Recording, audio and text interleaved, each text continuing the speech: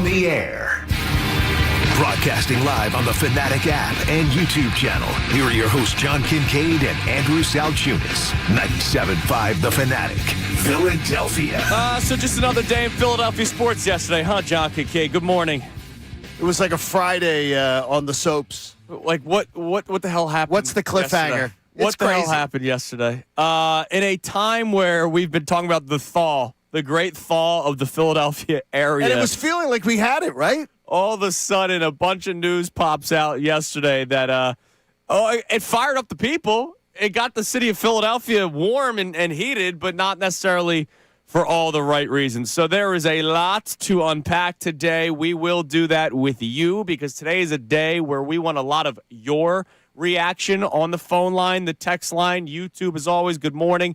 Phone line, text line 610-632-0975. The two big news from yesterday. Jeff Stoutland out from the Philadelphia Eagles as a coach. There's talks that he could still be a part of the organization, but let's face it, guys, he's not on the coaching staff anymore. That's done. And Jared McCain, before that, traded to the Oklahoma City Thunder of all teams for a first-round pick and 3 second-round picks. We'll start with Jeff Stoutland. Stout out, as he put out on his social media himself. Stout out. Something that we talked about a lot recently with the ongoing search for the new offensive coordinator. Obviously, the Eagles end up landing on Mannion, the new OC for the Philadelphia Eagles. But before that, there was a lot of talk of, why aren't some candidates coming here? And last week, I went back and looked even at some of our own social media where we're talking about the idea that Jeff Stoutland may have been a hurdle for some of the top candidates for wanting to come to the Eagles. And we had numerous people on the responses to the video saying, yeah, like people don't want to come and work with Jeff Stoutland. Well, people didn't want to come and work with Jeff Stoutland. It's no knock on Jeff Stoutland. No. It's no knock on his reputation. Right. It's a fit thing. And people didn't want to come and work with Jeff Stoutland. And I think that Jeff saw that he was part of a potential hurdle for the organization too. That there were some top candidates who weren't going to be able to mesh with what he wanted to do. And as we talked about, every time we brought this up, deservedly so, that he had that respect in the Eagles organization. No question. Deservedly so that they did listen to him on a lot of things. Deservedly so that they did promote him to the run game coordinator because of what he does with the offensive line. All that stuff, I don't think they made mistakes with any of it. But sometimes when you hire new people, there are people that don't mesh with the same ideas as members of a coaching staff. And clearly, it seems like that was part of the case for a lot of people that they interviewed, and maybe now with Sean Mannion. And you're not there to, at some point, say, we are always, because somebody has always been here, we have to now retrofit in whatever hire we make. Well, part of this is you inherit Jeff Stoutland. Right. You inherit his philosophies. And I talked about it with Mike McDaniel. Mike McDaniel was not going to fit with Jeff Stoutland's philosophies. Just wasn't going to work. He's never going to. It wasn't. They don't run the ball the same way. They don't have the same interests. So it's like, look, you love Stout, but you got to at some point make a decision. And I think he made it for them. Sure. But I think there's a lot more to it. So, all right. And that's the big thing, right? Because this isn't necessarily this is a bad thing. It's also not necessarily a good thing. This is a time will tell. Time will tell. Was this the right thing? You mentioned you inherit, right? The Phillies. Let's bring that up for a second, all right? The Phillies scouting department, for the longest time before Dave Dombrowski got here, was the same scouting department for like 30, 40 years. It was. It's a very family-run organization. They respected a lot of the people that were there for a very long time, even though they could not develop really anybody, which it was amazing. It's why we always talked about the Phillies farm system being so bad. Dave Dombrowski, though, had the power to say, yeah, no, I'm going to bring in my people. Whereas for years, every new general manager, Matt Klentak's, the guys that had no really say in a lot of some of those matters, did not make changes. This is one of those times where they realized, okay, we think we need to make a change for who we brought in here. So the statement made by Jeff Stoutland on social media yesterday, Philadelphia, I've decided my time coaching with the Eagles has come to an end. When I arrived here in 2013, I did not know what I was signing up for. I quickly learned what this city demands, but more importantly, what it gives back. The past 13 years have been the great privilege of my coaching career. I didn't just work here. I became one of you. Stout out. And that's a beautiful thing, and we all respect Jeff Stoutland, and we all wish him well. Everybody wishing him great well. But I will tell you this, Andrew, from researching the story last night, from reading the great work of Tim McManus and some of our other beat writers who were on this case last night, and just a few poking around, I believe this is also about feelings. Sure. And I think that Jeff Stoutland was, in a way, run off by the way this team was run this year and by the way that Nick Sirianni and Kevin Petullo allowed personal relationships again in the way of things. Yep. Drove this car right into a ditch. I'm going to read you some of that Tim McManus article because I know how this is going to go. There's going to be people out there that are going to say, it's not real. It's not real. Or you guys are creating something. Look, oh, yeah, that'll be it. Yeah. A guy that is disrespected in football. Forget the Eagles for a second. Look at social media yesterday when it came out that he was no longer a member of the Philadelphia Eagles. There's probably some people, Jason Kelsey will mention it soon, yes, that know Jeff Stoutland much more personally and may know a lot more as to why the decision was made. But there was a lot of people outside of Eagles lore saying, wow, this is big news in Philadelphia. If this guy, this staple of an organization, this staple of football lore is walking away from a situation, what does that mean? Well, here's the blurb from Tim McManus's article that will lead to all this. Things were less harmonious this past season. Injuries to right tackle Lane Johnson and others along the front played a part in the ground game's regression, but there were other dynamics at play. With the offense stagnant, head coach Nick Sirianni took on a more active role over the later part of the season. He and then offensive coordinator Kevin Petullo began incorporating different run designs in an effort to kickstart the operation. Stoutland was not consulted about the changes to what he felt was an appropriate degree, a league source said, to the point where he no longer desired the title of run game coordinator because he felt it no longer fit his job description. There is a chance. That experience gave him pause about continuing on with the organization, the source added. Could be a chance, and when we talked about it, because last night we were sort of comparing notes on this, it could be that Tim McManus and I have similar sources. Yeah. On this story. Look, I feel two ways about it. I'm okay with Jeff Stoutland moving on.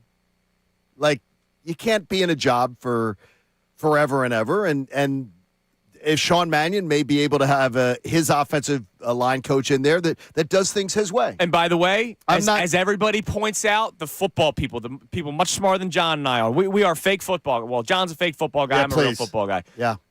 Jeff Stoutland's concepts don't necessarily fit with what Sean Mannion wants to do. They don't. They don't mesh at all with the McVay-Shanahan type system. Right. So they don't. So I believe this is in some ways Stoutland exiting the situation gracefully, saying, I don't want to put a new offensive coordinator in a bad spot. But I also believe that this is I'm done with Nick Sirianni. I'm done with this. I'm done with the circus. I'm done with dealing with this. And I don't believe that I don't believe he feels he was probably treated the best this past year. Jeff Stoutland's agent, Alan Herman, spoke with ESPN last week and had indicated that Stoutland was frustrated with how this season transpired, with his voice not being heard within the organization, and said there was a chance he could move on. However, Herman had emphasized Stoutland was not planning to retire from football. So Jeff Stoutland decides to leave the Eagles organization. Yep. Or at least the Eagles coaching staff. And with all that being said, with what you just sort of referenced, that maybe there was some upset people, it starts with Nick Sirianni once more going to bat with Kevin Petullo. That's where it starts. The ultimate decision may be because Sean Mannion and Jeff Stoutland, their concepts don't mesh. But this all begins during the season where, once again, Nick Sirianni, I don't know if Petullo had pictures on the guy. I don't know if they were just that best of friends that he's going to do whatever he can for his guy, but a hire that nobody really was excited about, a hire that we quickly realized this might not work out. Over skis. A hire that people eventually realized was a disaster because there were a lot of people that didn't want to put blame on Kevin Patullo. And then the firing of Kevin Patullo, all of that Nick Sirianni went to bat for his buddy led to this. It did. And again, I'm not like saying the building's burning down because Stoutland's leaving. But what I am saying this is the building is on fire because I'm now convinced enough Nick Sirianni is over his head. He's been bailed out by fantastic coordinators. He's been bailed out by a spectacular offensive line and performance last year from Saquon Barkley and a Vic Fangio defense that was one of the most epic Super Bowl performances ever. Nick Sirianni, I don't know what he does to lead. One thing I do know is that this organization is a bit of a mess right now. It's a bit of a mess. And if I'm Jeffrey Lurie, I'm looking at this and saying, wow, how many times am I going to have to do this and this and this to repair things because I have this guy in charge? I said it before, I'll say it again. I absolutely believe that Nick Sirianni is on the thinnest of ice. Oh. And that this is it. And so to me, this just adds to it. Yeah. It just adds to the whole talking point. I'm more convinced than ever. Last week, and I'm looking forward to it, literally 1 week ago, Andrew DeCecco will be in studio with us again today. It's another Thursday. I asked Andrew, hey, is it recency bias, or does this feel like one of the more dramatic off seasons when it comes to the Eagles? In his time covering it, in my lifetime, sure. Connor's lifetime, your lifetime, Johnny, much more years in your lifetime, with all due respect. Like, you're good at math. No, you don't have to say that. The Eagles' dramatic offseason, it wasn't just, hey, they fired a coach, let's hire a new one. It's they fired a coach, and they immediately came out through the reporter world that they're looking for top candidates. They didn't land any of the top candidates. They'll do the spiel of, we got our guy. And they didn't do that, by the way. They did not say that. Eventually, Howie will say it. I don't believe that. They didn't get the top candidates that they were looking for. There became a lot of talk about this organization in a way, when you bring up Jeffrey Lurie, that he probably doesn't want to be out there, that this organization is dysfunctional, that there's too much going on behind the scenes that people don't know about. It's too loud. It's very, very loud, and it's why anytime there's a reporter that talks about something that people don't like, stop getting upset with the reporters, stop getting upset with the media. There is something going on in-house. Now, look, they have won. They've been successful. That's the craziest part of this all. As dramatic as this offseason has been, and I stand by it, one of the more dramatic offseasons that I can remember, I could still see them winning their division next year. Absolutely. And playing and hosting playoff games. If they don't win, and I said it, and I told Connor 100%. Yes, you did. I gave no 99.9. If they do not win the division, advance further than last year. So they got to win. So you're talking about divisional playoff weekend. And I'm going to maybe even say win in divisional playoff weekend. If they have a home playoff game in divisional playoff weekend and they don't win, I'll even up that 100%. They play at home divisional playoff weekend. They don't win, Nick Sirianni's gone. So you're saying 100%. Short of an NFC championship game appearance, he's losing his job? If they are at home in divisional playoff weekend, I'm adding that extra disclaimer. At home. At home. And they don't win that game, he's 100% gone. If they don't get a win in wild card weekend, he's absolutely gone.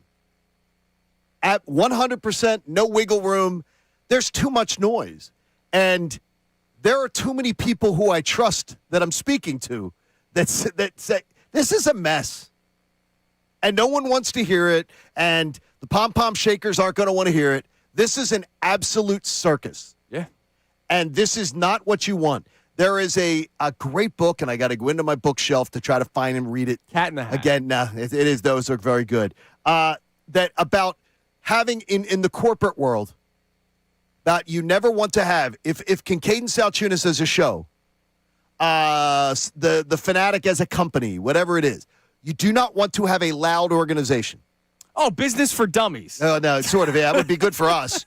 But it's the idea that you do not ever want to be the noisy entity. Yeah. You want to run the quietest organization that you can. So that way management, the noisiest organization is where management puts their attention and says, man, they're the problem. Don't be the problem. Right now, Nick Sirianni, he every year they have to go and do things to spackle, to bring in contractors, to do things to help run his business. Do you have to do that with Andy Reid?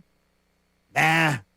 Coaches like him? Nah, you don't. And yet, by the way, people will point out that he wins because Doug Peter, no, his teams win. I know, I got you. And I'm going to tell you that his great coordinators that coordinated things won. And I really tell you, the Vic Fangio, now when you hear this, do you say to yourself, you think Vic Fangio and sort of, he's not the same age group. He's a little older, but the contemporaries, the older school guys in the NFL are looking at things going, what are we doing here? Good thing he's got his own office and maybe on the other end of the hall. Exactly. So that's Jeff Stoutland. Wow. And you can react to it, 610-632-0975. I was going to get to it later, but we'll ask the question now. How thin is the ice of Nick Sirianni? Because, again, this starts in this past season. This starts when Nick Sirianni, and he'll be the first to tell you, I make decisions because I do them based off of what I believe is best for the team. His study, too, right? His studies. Nick Sirianni made the decision. Don't let anybody fool you. Sirianni made the decision to strip Jeff Stoutland of his duties during the season because he wanted to try different things, and they did not work. And then, as the snowball starts to roll into the avalanche, now you're losing one of the more respected coaches in the NFL. I know it's just an O-line coach, but he is very respected in the NFL, and it started with a decision made by Nick Sirianni to once again back up Kevin Patullo. Are you, but though, just personally, because this discussion is going to obviously get a lot deeper. Sure. Are you like, oh my gosh, the sky's falling because Stoutland's leaving? Because I'm not. No, it just makes me worry about the drama. No, I'm dialed up to a 10. I don't think all of a sudden Saquon Barkley is going to average 1.5 yards per carry next year. I'm dialed up to a 10 on the drama front. But as far as Jeff Stoutland leaving, look, the run game sucked last year. Yeah. But I also believe that you had a man in charge who couldn't design plays, his play designs were rudimentary. Kevin Patullo sucked. I mean, Dan Orlovsky pointed it out over and over again. Other analysts pointed it out, saying the Eagles' pass trees they was rudimentary. Yeah. So to me, though, so I don't know how much of that Jeff Stoutland couldn't help him with either. So look, all I know is Patullo got fired quickly. He did. He sucked. And did anybody? Now Patullo's still here, and it was said to me yesterday. He'll be your new offensive line coach. What was said to me yesterday, an interesting thing, is did Patullo not being let go, because he, by the way, is under contract, did that play into if we throw him out to the Wolves and then he doesn't get an interview by anybody for an offensive? Does that make us look even worse? Correct. That was brought up to me yesterday, and I never thought of that. I think Nick and Kevin they vacation together. Well, it could be. They go to Icona. Could be. The families get together. Maybe, I don't know. The Siriannis, the Patullos, and Colarulos. It makes for a great trip down the shore. So that's one bit of news. The other major bit of news took place before the decision made by Jeff Stoutland. Jared McCain traded to the Oklahoma City Thunder, and my God, was social media buzzing yesterday. And there were a lot of people that were very, very upset. And I understand why. Because he was a player that a lot of people fell in love with last year in a horrific season. He was the lone bright spot. People point out the fact that he was, odds-on favorite or one of the two favorites to win Rookie of the Year, and then the injury happened, so that does not happen. And then he goes to the Oklahoma City Thunder. And if there's any team that wants a player, it makes you question, wait, why do the Thunder want that guy? Correct. It's like when the Boston Celtics used to make moves. You were like, why would they want this guy? Yeah, it makes you wonder, okay, all right, they value this player, the team that just won the NBA championship, the team that a lot of people are talking about are the best organization in basketball right now. The NBA trade deadline is today at 3. We'll expand on the conversation coming up next. We want to get your reaction to both the Stoutland news and the Jared McCain news. As you can imagine, I have a lot to say. I imagine you have a lot to say. I imagine Connor has a lot to say when it comes to the trade of Jared McCain. I saw Connor was upset on social media yesterday. I am waiting until 3 o'clock today. To be upset because you want to see maybe if another shoe drops. Exactly. But for everybody that had the immediate reaction of a player that you liked got traded and you're upset, I understand. And also the concern that they did this just to duck the tax, which Joel Embiid himself last week called out the organization and said, we've been doing this the last couple of years. I don't want to do that this year. And if you believe that that is the move, and that ends up being true at 3 o'clock today, have at it. So your brother's in arms at 3 o'clock today. You're waiting till 3. Yes. I think that's very fair of you. That's very fair. I'm more along with Connor, but we'll talk about it. We'll discuss more of it coming up next. You'll hear from Jason Kelsey and his thoughts on Jeff Stoutland. As you can imagine, somebody that loves Stoutland very much. Literally brings him to tears anytime he talks about him or a lot of other things. And we'll check our text line as well, 610-632-0975. It is Kincade and Salciunas on, just another day in Philadelphia random sports. Super Bowl week. Talk to you next year on The Fanatic. Now on 97.5 The Fanatic Sports Update. Stout out. I'm Connor Thomas, and the Eagles got some bombshell news last night. His longtime offensive line coach Jeff Stoutland announced he is leaving the organization. Stoutland, who had been with the Eagles since 2013, was largely considered to be one of the best positional coaches in all of football. No word on a potential replacement for Stoutland. The news just breaking yesterday, but Tim McMahon has talked about where this move came from. In the latter stages of last season, head coach Nick Sirianni took more control of the offense. He and Kevin Patullo started coming up with different run schemes. Stoutland felt marginalized during that process, like he wasn't heard, and that left a sour taste in his mouth.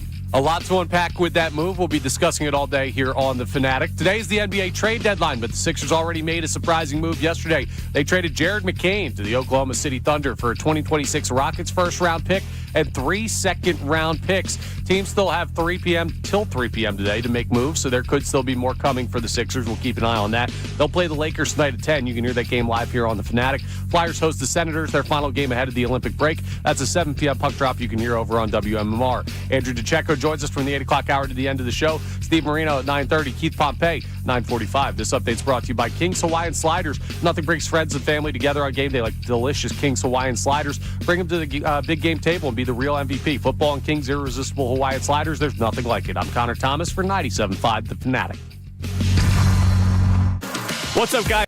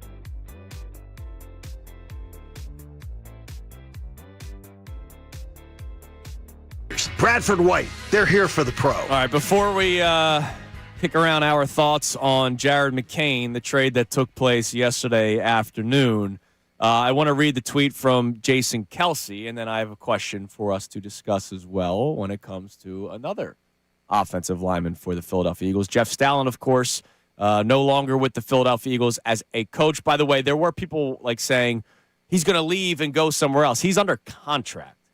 He can't just go. Yeah, so he would have he would have to be fired. No, the Eagles would just have to release him. Right. Is what I was told last night. The Eagles just have to release him from his contract and say, you're leaving with our blessing. Yeah. If the Giants called and said, we want you to be our offensive line coach, I believe the Eagles would say, no dice. Right. Exactly. So it's one of I those don't think things. he's going to the Cowboys or the Giants Exactly. despite the Eagles. But Jason Kelce took to social media yesterday. I think we were all waiting for him to put out a statement of some sort. There's absolutely no one I credit more with the career I had than Jeff Stoutland. The consistent passion and his eagerness to teach pushed my teammates, me, and our room to amazing success. More importantly, we became incredibly close as people. It was more than just coaching and teaching.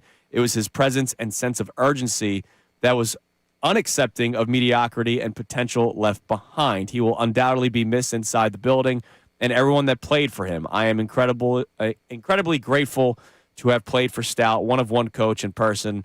I love you, coach. And so great statement made by Jason Kelce. Didn't expect anything else out of him. What about Lane Johnson? Lane Johnson going to play another year? Just question. When you didn't hear from Lane Johnson yesterday, did it scare you? No, it didn't send any reaction but Lane goes to social media fairly quickly. Yeah, there's nothing on his page. Now the thing is though, Lane loves. So just get me straight here. Lane loves Jeff Stoutland Yes. family. It bothered me that I didn't see anything. Not that he was disrespecting Jeff Stoutland. That he was shocked. That he didn't know how to handle it. That he didn't know what to say. That I would promise you this. It would probably say, makes it less likely. If you were ever wondering if he was even going to contemplate not coming back, it would probably say to yourself, it probably makes it less likely. The thought that crossed my mind yesterday. You're not the only one. Our first 3 texts as I'm going through the text line are all really? Lane You Johnson. kidding? Really? Yeah. All right, can you just read one of them? Is it just questioning Lane? Or Yeah, is there just his Lane Johnson coming back, basically. Yeah, I mean, look, when I saw that news yesterday, one of my first thoughts was, wow, what's going on with this organization, which we already talked about. Which everybody should be asking. And then question 2 for me was, wait a minute. Is there a trickle-down effect that there is a historic Eagle that's been contemplating retirement the last couple of years that may say, yeah, you know what? I don't want to learn a new – I'm not saying Lane Johnson's like some lazy guy that doesn't want to learn something, right? Learn a new way to block, because I imagine he'll be fine regardless of the system, but maybe he doesn't want to work with a new O-line coach. I don't know. Well, it's the truth is that look, these are like Jeff Stoutland didn't want to have to learn the Shanahan-McVay system. Yeah. That sort of was supposedly part of the entire thing, is that he has to look at that. By the way, this guy's turned 36 in May. He has dealt with a lot of injuries in his career, was banged up at the end of the season, could not return for the playoff game. I don't know. Does that decision get easier when he knows that Stout is gone? It's a concern. Because we know the record with him and without him. It is a concern. What are they saying, Connor? They're saying a lot of stuff. So we've got to check in here. This texter, Matt from Ontario, says, I'm going to puke. The fact that Stoutland is leaving because of Sirianni is another indictment on the fact that the head coach has got to go. I'm going to have a hard time looking at Nick's face next year. This is turning into the nightmare I was afraid of. And he is leaving. Look, it's not as simple as he just stated it, but make no mistake, Jeff Stoutland's leaving because of Sirianni. Yeah, it started during the season. It started in the season. There wouldn't even be discussion of it if the season had been successful, if he hadn't been. But more importantly, being usurped by Kevin Patullo's wills and Nick Sirianni's wills on the offensive side of the ball.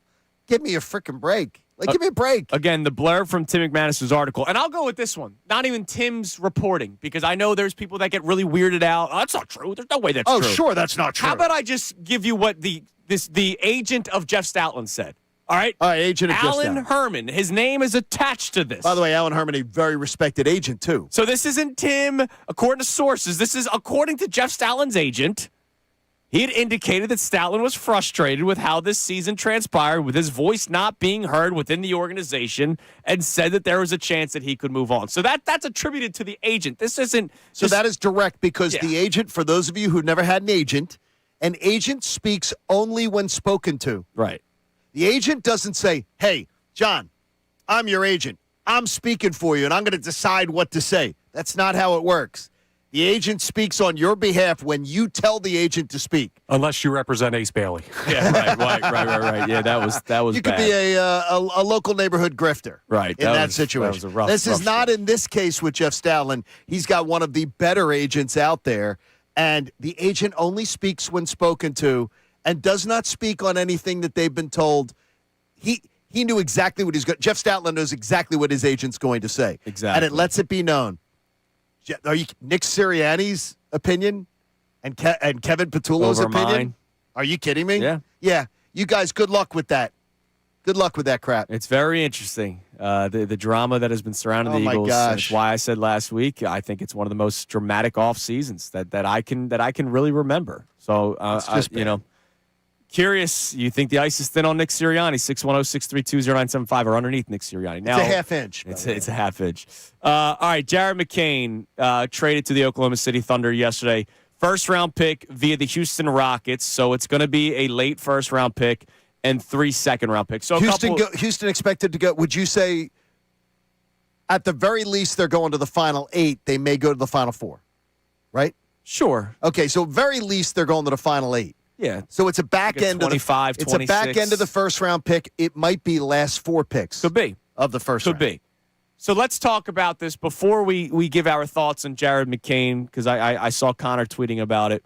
The Sixers did not have a first-round pick in this upcoming 2026 NBA draft. That could have been a reason as to why. Now, a lot of people will say, well, yeah, they're going to try to draft another Jared McCain. Understandably so. So they have a first-round pick now. For people that say second-round picks mean nothing, that's not true. They're used in trades all the time. I don't know why. I don't really. It's because the contracts aren't guaranteed, and so like you're hoping to find some like diamond in the rough, and then they don't have a guaranteed contract, and it helps your team out. I get it. Like, Okay. Nikola Jokic was a second-round pick, but like Yeah, a lot of people will go to the exceptions to the rule. Yeah, but to try to tell you, second-round picks are great. Let's go with a more normal guy. Adem Bona, playing a really nice role for the Sixers this year, not costing you any money whatsoever. says you, I don't think he's playing a nice role at all. I'm not excited about Adem Bona at all, which is why when the trade happened yesterday, my first thought was, are they going to use the pick that they just acquired to try to trade for another big that backs up Joel Embiid, or a guy that can play alongside Joel Embiid, can play with whoever the other backup big is? There's a guy named Herb Jones from the Pelicans. He's 6'7". He's not a center by any means. He's a guy that can play the 3, a guy that can play the 4. Spots that the Sixers need to improve upon. They need to improve upon rebounding, which is one of the worst things about this basketball team. Terrible. So my first thought was, all right, what's the next move? But I understand a lot of people's first thought was, screw the organization. They're trying to get under the tax. So your guys' reaction. Connor, I want you to go first because I thought your tweets, I think, spoke for what I believe a lot of the fan base feels. Sure. Yeah, for me, I wasn't even thinking about the tax. And I think you're totally fair to say wait till 3 because this feels like another move could be coming. I don't know, but that's possible with what they acquired as far as assets. Here's what bothers me. You had a guy that was Rookie of the Year odds-on favorite last year, very likable player with the team, clearly liked in that locker room. Yeah. Had a major injury. The reaction on social media from his now former teammates tells you that what you just said is spot on. Right. So major injury is rookie year that takes him out for the season, and then a minor injury to start this season that put him behind the 8 ball while he was still recovering from the first one. And the team he goes to, and you brought it up earlier, in the Oklahoma City Thunder, if they want to go acquire a guy, I trust that Sam Presti sees something with that player where he's like, they can win. That's the scariest thing for me. That is the scariest thing for me. I get it. He's a redundant player with the Sixers organization right now. With Maxey, Edgecombe, Grimes, McCain, you had a packed backcourt. It wasn't going to work necessarily with all those guys, so he feels redundant. So you say, okay, we can move on from him because of the potential. I can't tell you guaranteed that Grimes is better long-term than McCain. I can't tell you that. I don't know, but we don't have enough of a sample size to move on from a guy that looked that good last year, in my opinion. And that's what bothers me, is giving up on unrealized potential to a team that's been really good at evaluating unrealized potential. Standing ovation. Wow. Oh, God. Wow. Thank you, Johnny. I appreciate it. Wow. Connor, I think that is as eloquent. I don't know that we're going to have, and I never underestimate our listeners. I think that's as eloquent as anybody's going to state it today.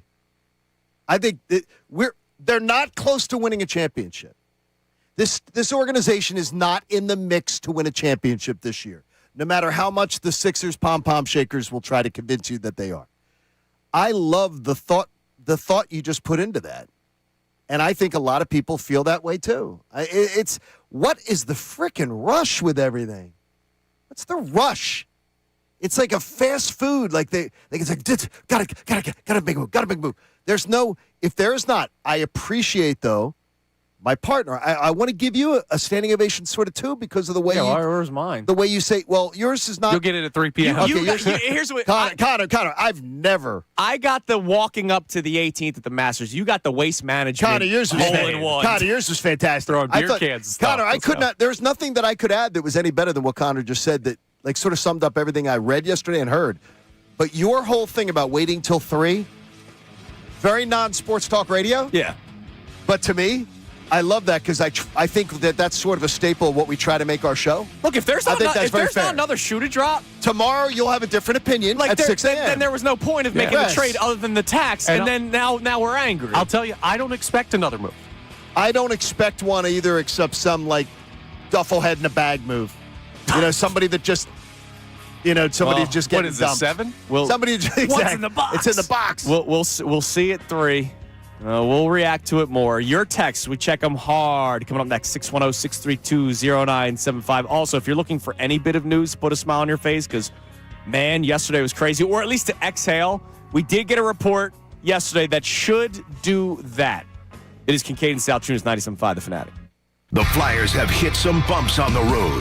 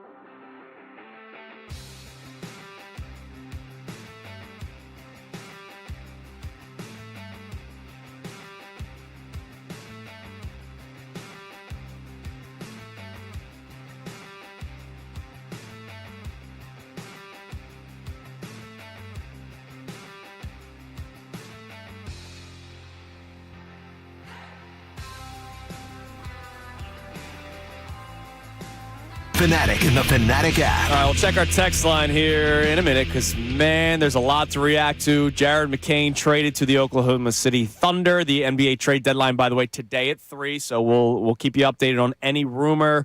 Listen to Middays with Marks today. Definitely listen to Unfiltered as they will take you up to the NBA trade deadline.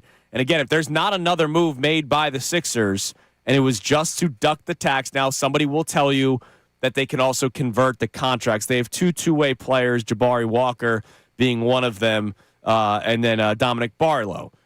Do you understand all this? I mean, because here's the one thing I think the NBA really falls on. Is explaining everything. It's like it's too hard. The second apron. Even all Bobby that kind Marks of stuff. the other day with us said, I can't even. He didn't want to try to explain it because it's a lot. But like, I think it's really hard to be like NBA trade deadline is so confusing. It is because you're wondering why is this guy getting traded just to get released? Like that's a big thing. Like Lonzo Ball got traded yesterday just to he's going to eventually get released.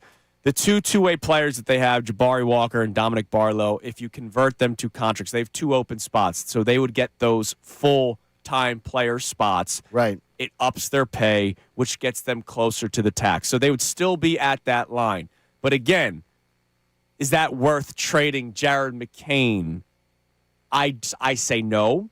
I don't believe that it is worth trading Jared McCain, considering that there's upside. I don't rate him as high as the way other people do, and we are going to do a segment on some of the overreactions that I saw on social media yesterday because there was a lot of it. But I understand that a player that people really fell in love with getting traded, and you're trying to wonder, is it just because the organization is being cheap? I understand the reaction. The whole idea is that you're saying people are overrating him. I'm going to say is that the people who are telling me, oh, you're overrating him. I'm saying, what are you basing that on? The people who are saying he's overrated. Oh, no, I'm going to give you the reactions. No. But there are a lot of people I saw yesterday in my feed even go, well, he's overrated. I'm like, okay, what are you basing your overrating on? We haven't seen enough to say he's overrated. The fact that the best organization in the NBA at evaluating young talent says, oh, yeah, we'll take him. Oh, and what we're going to send you? Nothing. A big bag of what-ifs.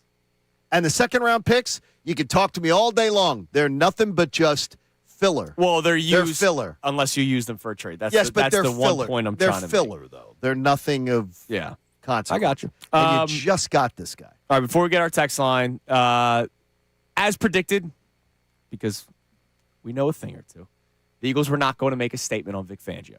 Because they don't. They don't have to. And they don't. And so what we said last week when all the worry about Vic Fangio's future, and I get it, I understood the worry, we said on the show, if there's going to be anything that comes out, it's going to be from a reporter. And so, Jeff McClain, we thank you for putting out the report yesterday that Vic Fangio will remain as the defensive coordinator at least for another year. Now, the thing is that, and give Jeff credit for that and everything. It is exactly what I know I have been saying for weeks. Yeah. Is that the minute Christian Parker walked out the door, they knew he was staying. They knew he was staying. They did not let Christian Parker walk out the door without him knowing what Vic Fangio was doing. Right. Before then, all bets are off, but they knew he was staying around. This Monday and Tuesday, they were not chewing their nails. Yeah. Going, oh my gosh, is Vic retiring? Now, it did get some good people, some good clickbait, but it did. I will also say, just a guess. The Jeff Stoutland news comes out around 7 or 6:30 yesterday. The Jeff McClain tweet that Vic Fangio's returning around 9 o'clock last night. Yeah, that. You don't think that's a little strategic by the Eagles? I think so. Hey, Jeff, we just need a little bit of positive buzz, so we'll let you have this information. Vic Fangio's returning. Just remember. Just so you guys know, there is a game. Organizations, businesses always want positive pub as much as they can have it. So I'm not surprised that news came out last night after what already came out earlier in the day about Jeff Stoutland. And I can tell you just last night, and we talked about it before the show today, I don't think we're done with noise. I don't think the noisiness of this offseason is over. Oh, there's going to be some bombshell story that comes out. No, I'm talking about them potentially more moves, potentially more turmoil. I don't think. Again, what's Lane Johnson's future? Because they left Nick in charge. And I got to wonder, You got to wonder what Mr. Lurie's thinking. Yeah, it'll be interesting. All right, what do we got on the text line there, Connor? Deb from Philly checks in and says, I'm now starting to feel like if Sirianni makes a decision in the coming year and it ends poorly, he's going to double down on that decision, feeling like he needs to prove himself. It reminds me of Chip Kelly, and that's a dangerous place for a coach to be. Here's where I will disagree. It happened in season, the doubling down. And then what happened as soon as the season ended? Yeah, he gave up Patullo. Not even he. His bosses said, we're giving up Kevin Patullo. Yeah, I don't think he had anything. I don't think Nick had anything to do with it. Jeff Stoutland, again, guys, Jeff Stoutland left because of what took place during the season. I'm sure part of it is I think at that point Sean he's like, Mannion's, I'm done. I'm sure the Sean Mannion maybe not meshing with the ideas, but it started during the season when they stripped him of the run game coordinator job, and he felt disrespected. And then what happens as soon as the season's over? Kevin Patullo gets fired. So I don't think there's a Nick Sirianni. I don't think Howie and Jeffrey Lurie will allow that. All right, what else we got? All right, we also have a check-in here, more on the Sirianni thing, where Timmy from Audubon says this is absolutely the beginning of the end of the Sirianni era in Philly. Part of me wants to say I'm excited about a fresh and different offense that we may see this year, but stability at certain coaching positions is what you can rely on. Ask Kelsey, Lane Johnson, certainly Mailata. I just worry about the dysfunction. I'm not sitting here saying, oh, my God, we might as well skip the year. No. Because Jeff Stoutland's not here anymore. But I just wonder, all right, is there some dysfunction going on here? Clearly there is. But, we know there is. You know, what are the trickle downs? Does Lane Johnson say, you know what, I'm out? I don't know.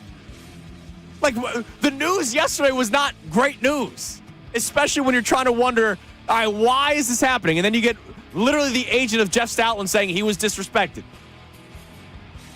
That's not great. No. All right, so coming up next, how thin is the ice for Nick Sirianni that he's standing on? We'll talk more about that coming up next. We'll check the text line. I want to get more reaction on Jared McCain because I know there was a lot of anger yesterday, and I understand it. We'll talk more about that coming up next as well. It's Kincade Salciunas, 97.5 The Fanatic. Now on 97.5 The Fanatic Sports Update. Eagles lose a legendary coach. I'm Connor Thomas, and the Eagles got some huge news last night, not in the good way, as longtime offensive line coach Jeff Stoutland announced he is leaving the organization. Stoutland had been with the Eagles since 2013 and was largely considered to be one of the best position coaches in football. 2 Super Bowl titles to his name. It's a big loss for the Birds, and no word on a potential replacement for Stoutland as this news seemed to come out of left field to a lot of Eagles fans out there. We'll keep you updated on that developing story. Today is the NBA trade deadline, but the Sixers already made a surprising move yesterday. They traded Jared McCain to the Oklahoma City Thunder for a 2026 Rockets first-round pick and 3 second-round picks. Shams was on last night, and he talked a little bit on ESPN about what's going on with the the trade being made. This move clearly for the Sixers has a little something to do with figuring out that roster, but getting under and out of the tax. They've got a glut of guards, and by doing this, Jared McCain moves on to the Oklahoma City Thunder. So we'll keep an eye on what that could potentially lead to if there's another move coming. Teams still have till 3 p.m. today to make moves. There could still be more coming for the Sixers. They'll play the Lakers tonight at 10 p.m. You can hear that game live here on the Fanatic. Flyers host the Senators. That's their final game ahead of the Olympic break. A 7 p.m. puck drop you can hear over on WMMR. Andrew DiCecco joins us coming up from the 8 o'clock hour to the end of the show. Keith Pompey will join us 9:45. I'm Connor Thomas for the home of the Sixers, Flyers, and the Best Birds coverage. 97.5 The Fanatic and the Fanatic app.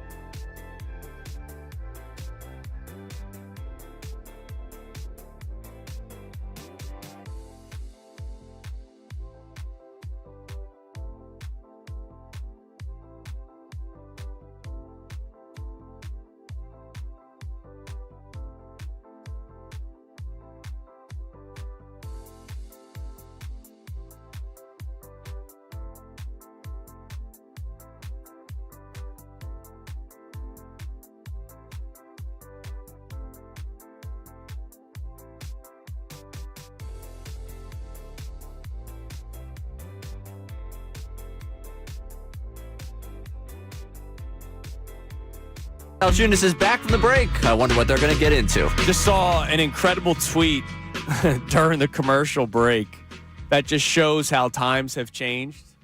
And Connor, this is one of those will make you feel old tweets. Okay. Just from some. Could you two stop with the make you feel old crap? From some random account on Twitter, but the tweet went viral. Now, the real name's not there, and it's not even their face, but I'm going to assume that this person is a teenager. Back when there was no social media, how did fans find out about trades? I love that. I said that to John. We started laughing about it during the break, and it's like, man, there is a generation out there that was not watching 6 o'clock Sports Center hoping to get news. Yeah, bro, we watch TV. Right. And then there was before TV. It was waking up and opening up the paper and going, oh, wow. Or turning on the radio and listening to 97.5 The Fanatic. Right, exactly. Or there was before then, look, think of it this way. If you are 60. You're not going to tell us about the Pony Express again, are you? No, I will. I will tell you about that. It was hard work, Connor. It was really hard work. Your backside hurt for weeks, I can tell you. I can tell you this, is that you didn't have sports radio. Right. The first sports radio station launched in America the year I graduated college. Right. So, I mean, there was no 24-hour sports radio. So you actually had to, buy a newspaper. Or it was word of mouth. Now, remember, too, this is something that many of our listeners, I bet you if I say this, there are many of our listeners who don't know this, that Philadelphia in the morning, we would wake up in the morning, and there was the Philadelphia Inquirer on the newsstand. Just the Inquirer. And then at lunchtime, you'd go to lunch, and there'd be the Philadelphia Daily News would be out. And then in the afternoon, Tribune? There was the Philadelphia Bulletin.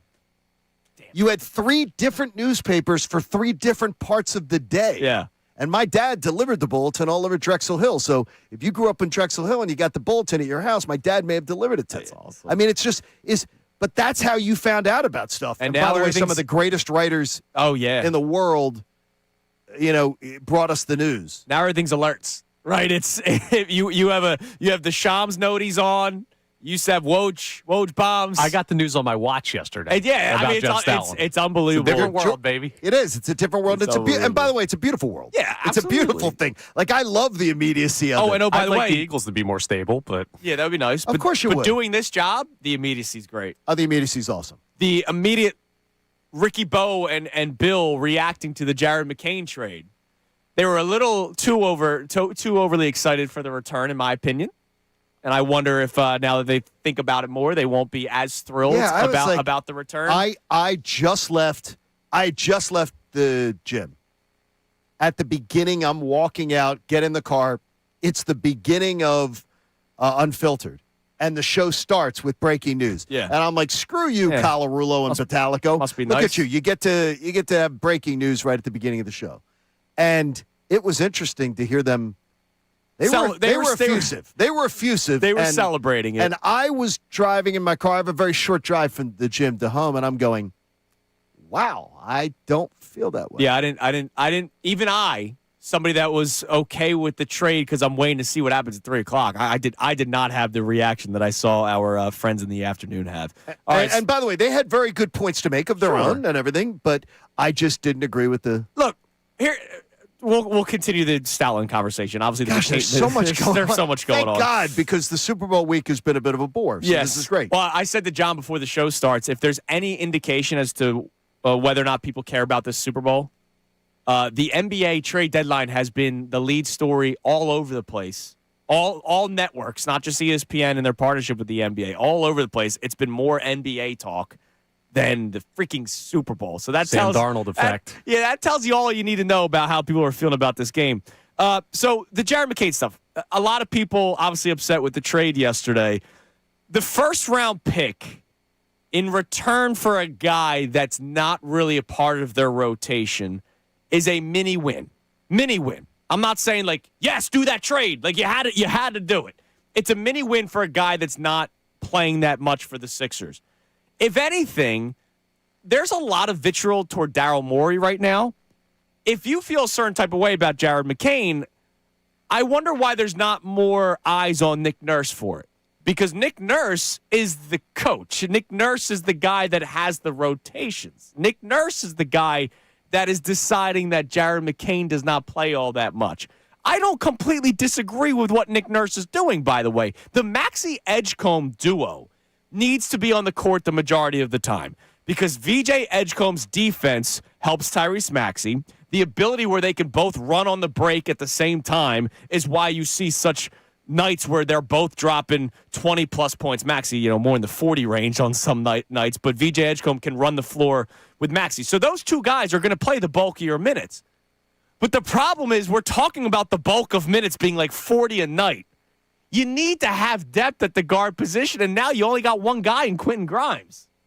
And that's something where you go, all right, Nick Nurse wasn't necessarily willing to play Jared McCain, but at what point are we going to say, man, Tyrese Maxey looks tired out there?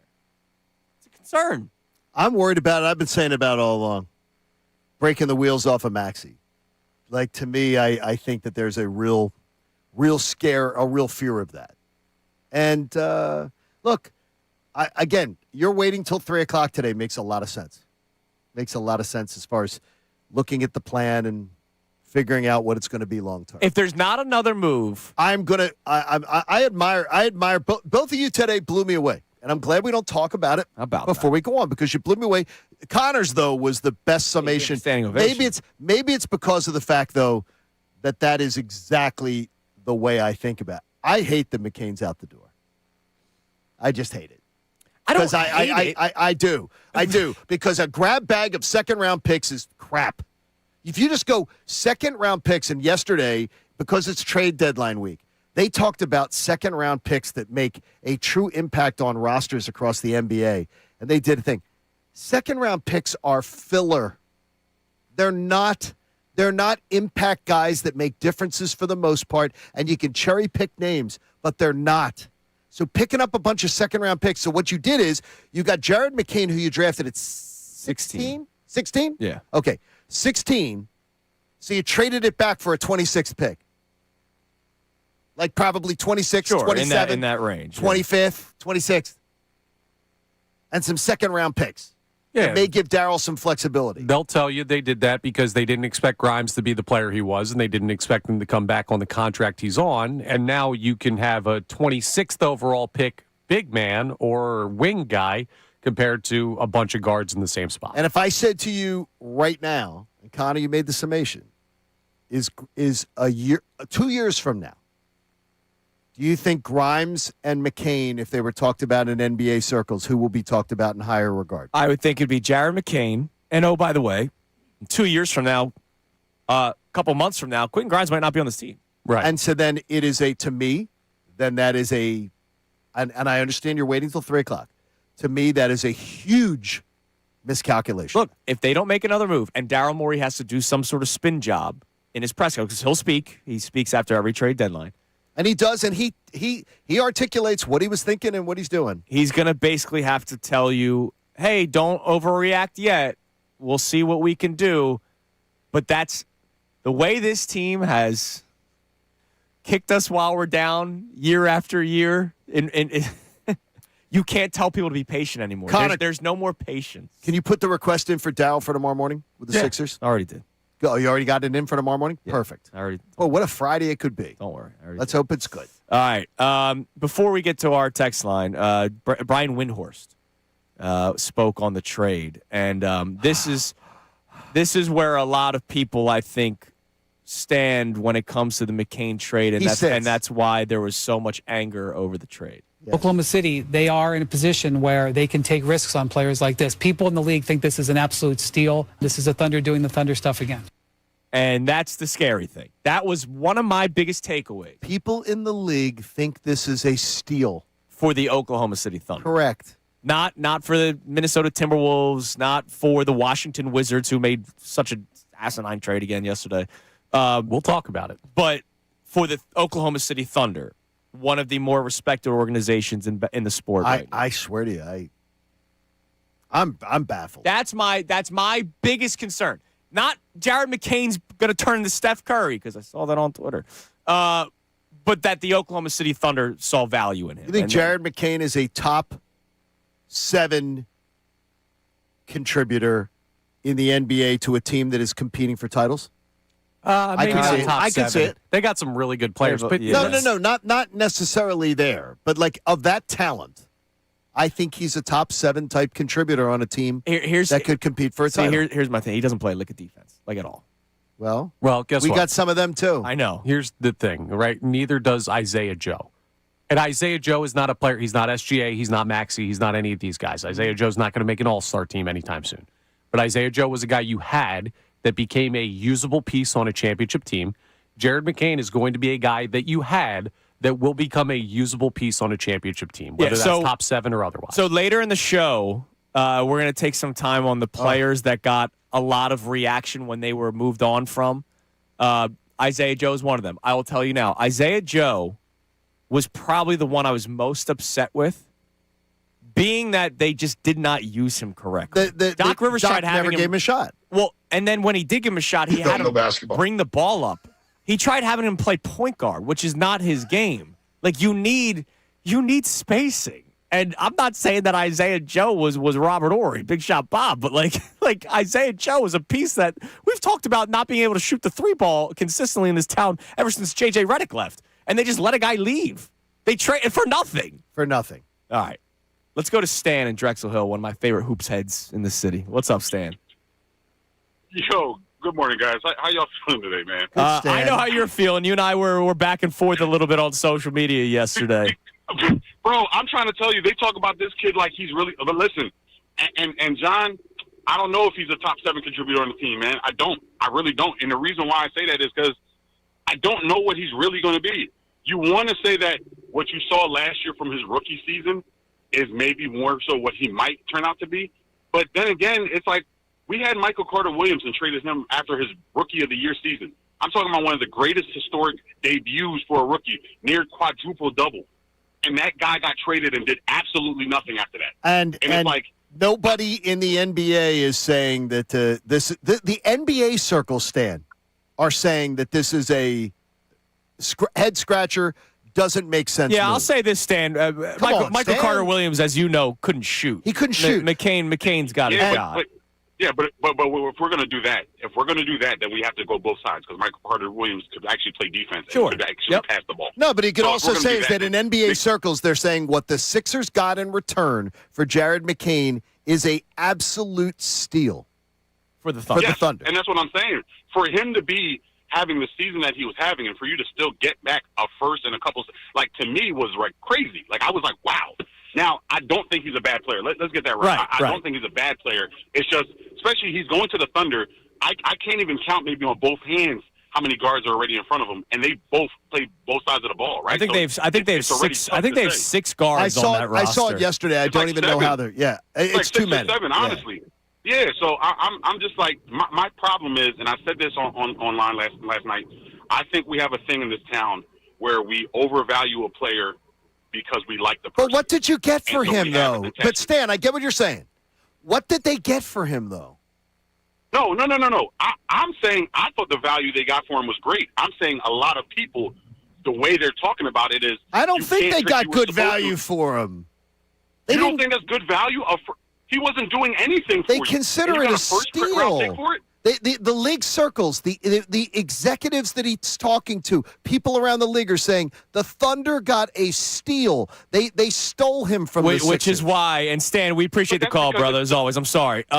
Which is why I said if you have a problem, I would look at Nick Nurse first, because that's the thing.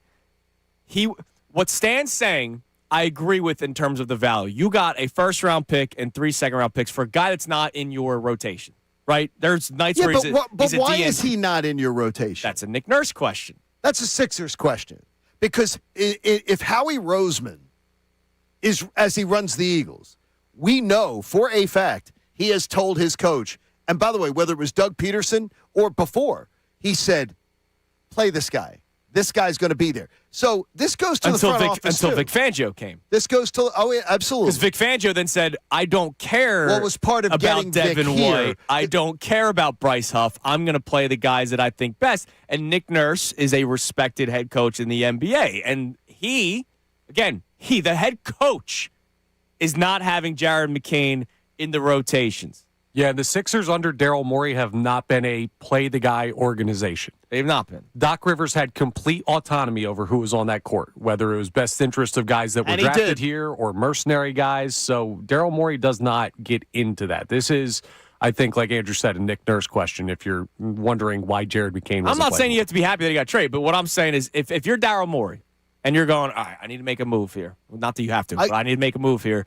I'm going to trade the guy that's not really playing all that much. I trust Stan's basketball eye a lot. Love him. He's one of my favorite people that calls this station that talks basketball.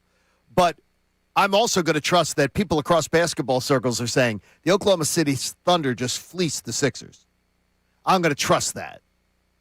That they're looking at going, Jared McCain, you just drafted him at 16, so you're trading him away, and you're getting and again, second-round picks are filler. They're not. They are just used. They're just used by people to manipulate salary caps, to sweeten up trades, to fill out the back end of people's rosters. They're not impact guys. This organization still needs impact, and that's the problem. You know where my pothead brain went yesterday? Where? Can only imagine. A lot of things because of that. Rockets 26 pick, Sixers 27 pick, Clippers 28 pick. Paul George for Giannis, who says no. Oh, geez, no. No.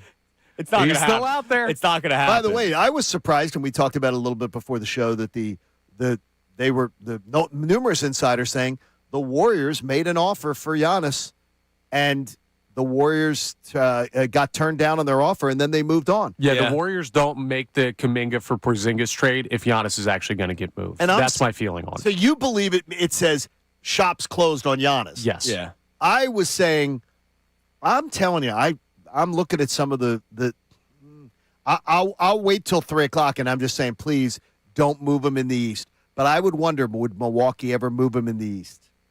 And I hope that they don't. Best return possible. I mean, for a star like that. And I don't want him here. All right. All right. Is Nick on thin ice? Is another topic that Which we're discussing. Nick Sirianni. Yeah, make it clear. Because of the Kevin Patullo news yesterday or not Patullo. Well, that's part of the reason why. Jeff Stoutland. The Jeff Stoutland news yesterday. Jeff Stoutland. Yeah, he's the guy who ran Stoutland out of town. Yeah. Nick and Kevin. Jeff Stoutland deciding to leave the Philadelphia Eagles coaching staff. A lot of people still pointing out that he's under contract and maybe around the organization. But he's leaving the coaching staff, and according to numerous reports, the great article by Tim McManus, check it out, ESPN.com, talking about the decision in season by Nick Sirianni to strip Jeff Stoutland of the run game coordinator, or at least the duties of it, and focusing more with him and Kevin Patullo. And Jeff Stoutland felt disrespected, deservedly so. What do you got, Mr. Kincade? I just got something. Oh, Johnny, journalist? No, I'm not a journalist. I'm just somebody who gets some information sometimes. This person believes that Stoutland will get some calls to go back potentially to the SEC. Okay. And that if he gets a call to the SEC, he will leave with the complete well-being and grace, be released from his contract by the Philadelphia Eagles. Yeah, by the way, his statement on Twitter did not say, I am retiring from the sport of football. It's, I've decided my time coaching with the Eagles has come to an end. So there is somebody very well connected within the SEC, just shared with me, that they believe there is going to be serious reach out within the SEC. Oh, this is great. It's an undercover mission. You're sending him to Georgia Bulldogs. So if he goes, well, I don't know about that. They have an offensive line coach in place, and I don't know that would be the case. But still, an SEC position, he's very familiar there. They'd pay him a fortune. He could go there. He's very familiar with the SEC.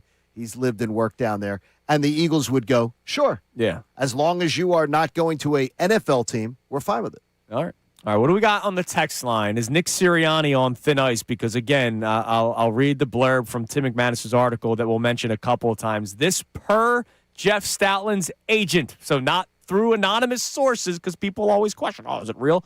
Yes, Tim McManus' reporting is tremendous, but Alan Herman, the agent of Jeff Stoutland, had indicated that he was frustrated with how this season transpired, with his voice not being heard within the organization, and said there was a chance he could move on, and he did just that yesterday, and now you wonder what the hell is going on inside NovaCare. What do we got? This texter checks in, says Sirianni is on ice as thin as saran wrap. Fool me once, Brian Johnson, shame on you. Fool me twice, Kevin Patullo, shame on me. Jeffrey Lurie is no John Mara. He will not let Nick make the big decisions again. Was anyone fooled by Kevin Patullo?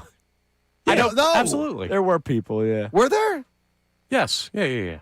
There are definitely people who bought into that early in the season. Now, by the time we got later on in the season, everyone accepted what he was. But he had defenders for a long portion of the first half. I don't know why. I warned you all summer. I don't know why. Wish you'd listened. What else we got on the text line? All right. We also have a check-in from Rob from Bucks County who says it's a sad and maddening day that it had to come to this with the Stoutland news, but there is a bright side to this. To me, it signifies that they're giving Mannion a lot of autonomy. Gives a fresh new perspective with his own people. Plus, it takes Sirianni out of the mix, hopefully. I love this because that's one thing that texter really makes a great point. I think this is a big-time bat signal that Mannion has been given a lot of wide there's berth. change at Novacare. Even though Mannion wanted Stoutland to stay, it wasn't going to be a fit, and I believe it tells you Mannion wanted him to stay. I believe Stoutland's like, yeah, had enough of Nick. This started had enough of dealing with Nick. Season. This was not because of Sean Mannion. It started in season. It did. And so you have to question what the hell is going on inside Novacare. You do. Who else feels this way inside Novacare, by the way? Lane Johnson, what's his future? Does he say, I'm out too? See, there's the story. There's the lurking story. It's one of the first things I thought of. Because he hasn't spoken in it. No. There will be more. Yeah. It's And that was great shout for out Shefty. to Adam Schefter. Shefty, thanks for that. Plugging the station's Twitter account yesterday. There was your more. It's awesome. All right, coming up next, the anger I saw over the McCain trade boiled to some overreactions, as you can imagine. I'll give you a couple, Johnny. And then I think Stan did hit the nail on the head a little bit about how quick we may fall in love with some players. I'll explain more coming up next. It's Kincade Salciunas, 97.5 The Fanatic. If you missed Benari's Bridal Bash, it's the annual Bridal Bash, and it only goes through the 7th. Wait a minute. Today's the 5th. That means time's running out. Now through the 7th, Benari's Bridal Bash has special savings for you. How about 12 months financing on engagement rings and wedding bands? And something very exciting for you, it's your chance to win $1,000. I've been telling you, Benari's the area's diamond experts. They're the absolute best. I brought Brendan Gunn in, and he was able to not only pick his own diamond out after just a little bit of training with their crew, but he also designed his engagement ring for his lady. Is that amazing or what? Benari's got you covered. Whatever she's looking for, yellow gold, white gold, platinum, rose gold, they've got it all. Plus, Benari's going to help you save more. They're going to even give you 1 year to finance it, too, based on approval. Benari's Bridal Bash is fantastic. You don't want to miss it, though, and it's now just through the 7th. So you got to get in right now. Start that fantastic savings. Benari's Bridal Bash is going to let you get the best savings of the year and her get the ring of her dreams that she's been talking out with her friends on Instagram and her Pinterest dream board. Exton, Newtown Square, 2 great locations at Benari Jewelers, so check it on out. And I've told you before, if you're going to pop the question, Benari Jewelers is always the answer. Check out Benari, Exton, and Newtown Square. Now on 97.5 The Fanatic Sports Update. A change on the coaching staff. I'm Connor Thomas, and the Eagles got some big news last night. Not good news, no. Jeff Stoutland, legendary, longtime offensive line coach, announced he is leaving the organization. Stoutland had been with the Eagles since 2013. Part of 2 Super Bowl victories, was largely considered to be one of the best position coaches in all of football. There's no word on a potential replacement for Stoutland, but we did get reports about where this move came from. Here's Tim McManus of ESPN. In the latter stages of last season, head coach Nick Sirianni took more control of the offense. He and Kevin Patullo started coming up with different run schemes. Stoutland felt marginalized during that process, like he wasn't heard, and that left a sour taste in his mouth. Just looking at the resume alone, of course, it's a big loss for the Birds. We'll keep you updated on that story. Today is the NBA trade deadline, but the Sixers already made a surprising move yesterday. They traded Jared McCain to Oklahoma City for a 2026 Rockets first-rounder and 3 second-round picks. Teams still have till 3 p.m. today to make moves, so there could be an additional move coming for the Sixers or them doing something else. We'll keep you updated on that. They play the Lakers tonight at 10 p.m. You can hear that game live here on the Fanatic. Flyers host the Senators. Final game ahead of the Olympic break for them, a 7 p.m. puck drop over on WMMR. Andrew DeCecco joins us coming up at 8 o'clock. He'll be with us for the remainder of the show. Keith Pompey joins us at 9:45 for reaction to the Jared McCain news. I'm Connor Thomas for the home of the Sixers, Flyers, and the best Birds coverage, 97.5 The Fanatic and the Fanatic app.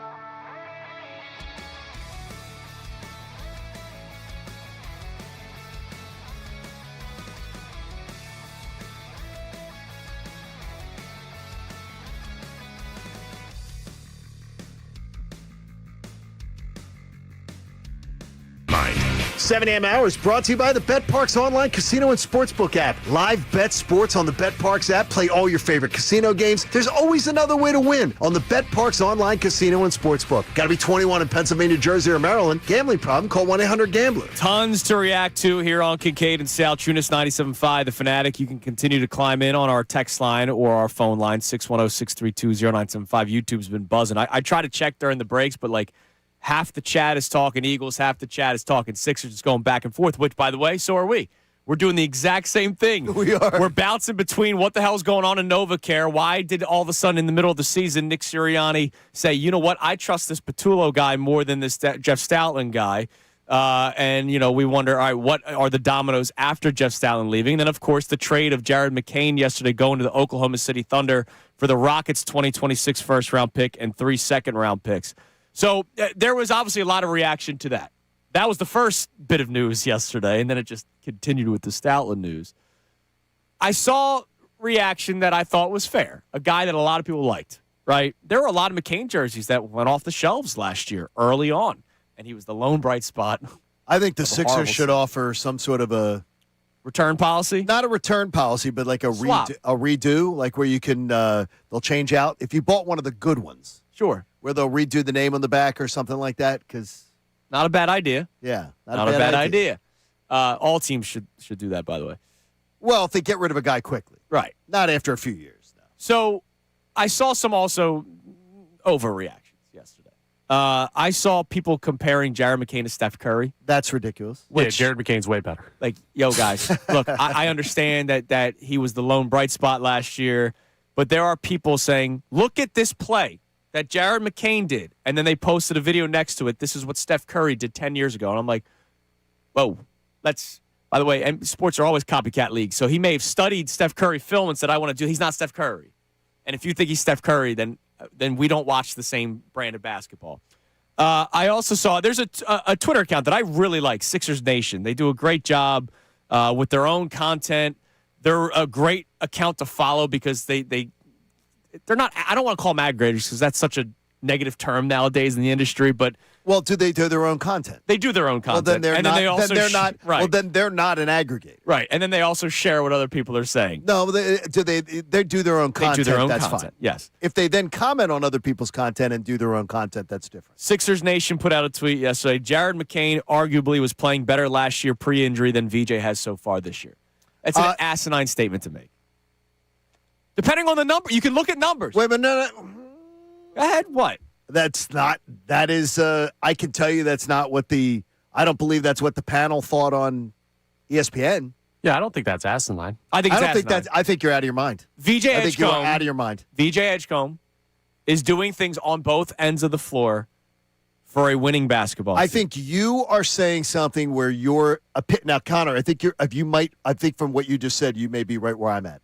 I think your analysis of their analysis is way too far over the top because the analysis from the ESPN folks was very much that it's too small a sample size yet on VJ Edgecombe and that absolutely what they saw out of McCain last year was absolutely in the same neighborhood comparable. VJ Edgecombe, my opinion then, has done so much more for the 2025-26 Sixers than Jared McCain did for the 2024-25 Sixers. Better team this year. So you can't compare the two teams. Yeah, but what his role? Jared McCain doesn't play defense. Yeah, but he's on. Jared McCain was on a dumpster fire. VJ Edgecombe is coming into a team that has a Joel Embiid that is a completely different animal than we've ever seen, in years, and Paul George. Like, you can't compare it. That's not fair. It's completely not fair. All-around game is what I'm saying is more integral to this Sixers team than what Jared McCain would be. His overall game. I didn't get to see that. I didn't get to see it and I haven't seen Nick Nurse give him the chance to let me see that. Well, there might be a reason why he doesn't get the chance. There might be, or there might be, or I'm not going to trust that Nick Nurse is just 100% that he's That's making fair. the right calls and pushing the right buttons on everything. But I mean, I'm telling you, people do not like this trade across the NBA. They think the Sixers got fleeced. I don't love the trade. I'm just saying. But why don't they like it? Because they think McCain is a guy that the Sixers have given up on way too soon. That's why they don't like the trade. They don't like the trade because they think the Sixers have given up on a guy that they wouldn't have given up on. That they're like, why did they give up on Jared McCain so fast? If there's another move, and that's the thing. Well, that's what I'm waiting. And that's where I give you credit. You said till 3 o'clock. 3 o'clock. Now I'm going to be in class, so I'm going to hear from you. No, it's right before my next class starts. So I want a little summary at 3 o'clock, just a little taste on. Send me a little text and say, okay, now I'm pissed, or something, just so I get a little preview of what you're feeling at 3 o'clock. Because I'm telling you, I don't think another move's coming. By the way, I'm just gonna. Let me start off because somebody's gonna get upset. Let me start off by saying Jared McCain is a better player than all these names that I'm about to mention. All right, did I make that clear? You did. Yes. You're very clear. All the names that I'm about to mention, Jared McCain is a better basketball player than. All right. The outrage over Tony Bradley, who was a backup big for the Sixers, who has bounced around the league since then, plays 5 minutes. The anger over KJ McDaniels, because it was a process Sixer and people were looking for something to be excited about, in the league 3 years after the Sixers traded him. How about this? Instead of giving me names that we know that you acknowledge even in the front are not comparable, give me somebody who's comparable. The Isaiah Joe's the one that I was most upset about. I don't think he's comparable. I like Isaiah Joe, but Isaiah Joe was not to this organization what Jared McCain was. What was Jared McCain to this organization? A 16th pick. A first-round pick. And you just traded him off for a pick that's probably going to be 26. Yeah, but I don't look at this. 28. I don't look at the draft selection. I don't. Yeah, I don't either. I saw what Isaiah Joe was able to do in a very short sample size with the Sixers, and then I saw Doc Rivers try turning him into a point guard, which made no sense. He then goes to an organization that says, oh, wait, we're going to play him the way he's supposed to be played. And then he's scoring 20 points in playoff games because he can shoot the three ball. And for whatever reason, the Sixers didn't value that at that time. I'm going to say that you're correct. And by the way, that analysis, again, I have no argument with that. But what I am going to say to you is that you may not value teams that way. Organizations absolutely look at guys by their draft slot and value players by their draft slot. And what did they pay to get them? What did they pay to give them away? Teams look at guys. Absolutely, in all sports, teams say, that was a first-round pick, that was a second-round pick. We value the first-round pick more. That was the top half of the first-round pick. We value that more than a back end of the first-round pick guy. Teams absolutely do value it. Fans don't. Gotcha. Twitter doesn't. Teams do. Jaden Springer was a first-round draft pick. He's not in the NBA right now. Was he a back end? He was a back end first round. Yeah, back end. Well, people back thought end. he was going to be like great for Boston. They did. And that's all I'm trying to get at. Like, look, McCain might end up being this tremendous player, but there was a lot of reaction that we've had to players that we quickly fall in love with. And look, we fell in love with him, deservedly so, last year, because last year sucked. And he did not. He was standing out on an absolute. The Sixers already. It's February 5th. My math may be off. Do the Sixers have more wins already than last year? Yeah, I think you're right. Yeah. The Sixers already have more wins. We haven't even gotten to the Super Bowl. I believe the Sixers have won more games than they did last year. 29 wins this year. They won a total of 24 last year. They won 24. Jared McCain never got the benefit of playing with a motivated, in shape, focused Embiid. He never got the benefit of having Paul George being ready to go and to be able to do some things. He never had this. So I can't say what he is, but all I'm saying is they pulled the trigger on a guy that it was uniform across the NBA yesterday. There's nobody saying, hey, man, Sixers, that's a next-level move, man. Now it's scary that the Thunder valued him. Sixers thinking ahead. And that's one of my takeaways. Nobody's saying, Sixers, man, that's next level. Now, there is one thing that Connor, I think you and I have been on the air together when I've gone on this rant before. Okay, let me hear it. I'm sick and freaking tired of the people that point out per 36 minutes. Oh, You can't do that. You can't do that. I do. It makes my freaking skin crawl. It's not even analytics. It's make-believe land. The Boban stat. It's Boban. Exactly. What? There's this guy, Ben Dietrich, I saw him on social media yesterday. Ben Dietrich, guys don't remember, he was the one that broke the Colangelo story, which tremendous journalism. Great work on his part. It was fantastic. Did a great job. But he was doing the per 36 thing. It's one of the most asinine arguments that I think you can make, because there's a reason why guys may not play 36 minutes on a night, because maybe they're bad at defense, so you can't play them. Maybe they can't play with certain guys on the floor because their game just doesn't mesh. We're talking about Jeff Stoutland's run concepts not meshing with Sean Mannion and his beliefs. Sometimes guys on the court at the same time. There's a reason why Ben Simmons could not play with certain guys, because Ben Simmons couldn't shoot. Per 36 minutes is one of the dumbest arguments that anybody can make, because to your point, Connor, and I went on this rant, Boban Marjanovic, if you went into the Hall of Fame because of per 36 minute stats, Boban Marjanovic would be a first ballot Hall of Famer. He'd have a better career than what Bill Belichick ever did in football. Per 36 minutes is the dumbest argument anyone can make. It does not make any sense to use per 36 minutes. It just makes no sense. But the stat nerds will do it to you. I know they do. They'll do it over and over again. I'd still like to see Boban in the Hall, though. No. Well, it's like the people that do the baseball one. Well, Per's 162. Yeah, well, he can't hit left-handed pitching. So his stats are inflated because that player only faces right-handed pitching. And so if you did their per 162, yeah, they're Hall of Fame players. But, you know, when there's a lefty on the mound, they pee themselves. I hate these per numbers. It's so freaking stupid. There's nothing that ever should be thought of with points per game. Let's translate it out. Ridiculous. All right, coming up next, today's headlines with Connor Thomas. It's Kincade Salciunas, 97.5, The Fanatic. All right. Let me talk about that FanDuel Sports we got. Per 36 minutes? Per 36 minutes. Look, if I could always do per 36, some of my bets would hit. Like if there was just added time. You know, if this running back was on the field every single snap, my over-unders may actually hit. Anyways, it's the last call for football. FanDuel, in partnership with the Valley Forge, is giving you a daily profit boost. Every single day leading up to the big game, today's 30% profit boost is all about touchdowns. Oh, this is fun. Shortest touchdown scored.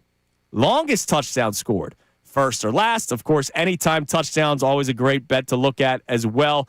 Kenneth Walker, basically the name that I brought up the most so far this week, because Kenneth Walker will probably get the bulk of everything for Seattle.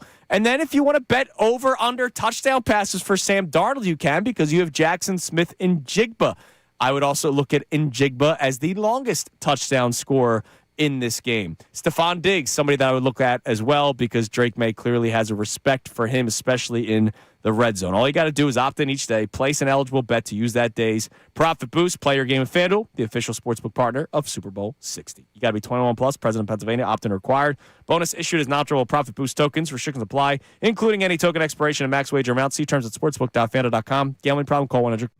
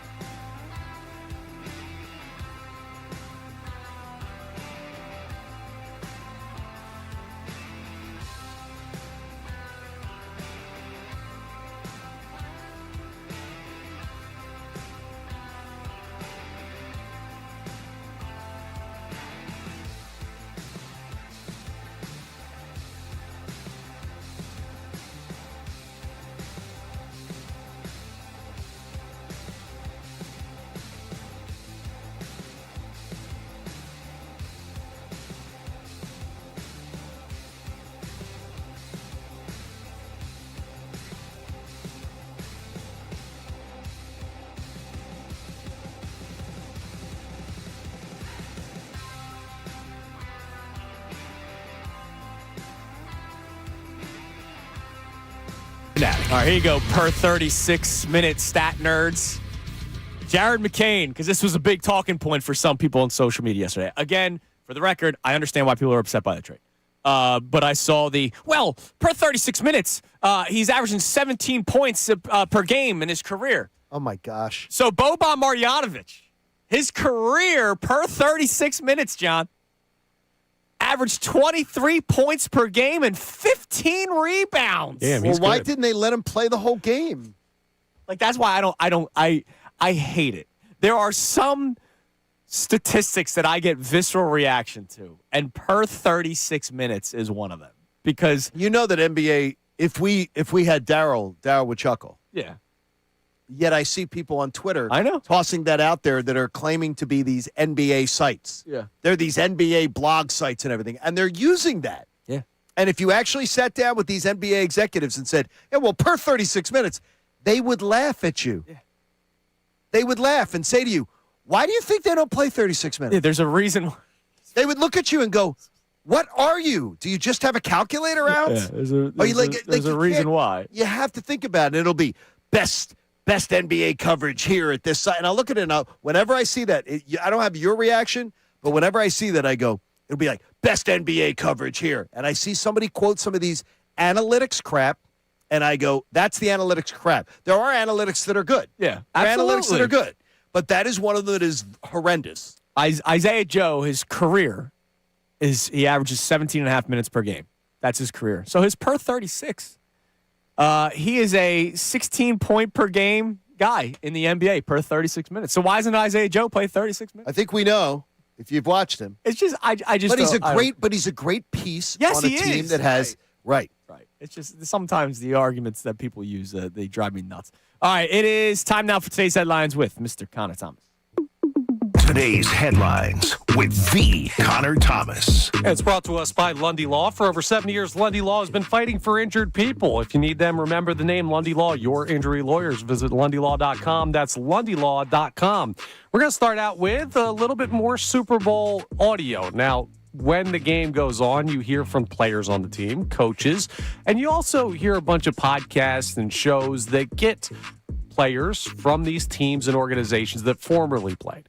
Guy like Vince Wilfork, for example, popped up on the Ryan Russillo podcast. Grill master Vince Wilfork. Oh, yeah. He's more than a grill master. Another dog. He was a kick returner in high school? I've been 300 pounds since I was in high school. I returned kicks in high school. You were returning kicks at 300 pounds? I returned kicks in high school. I was dunking it in 7th grade.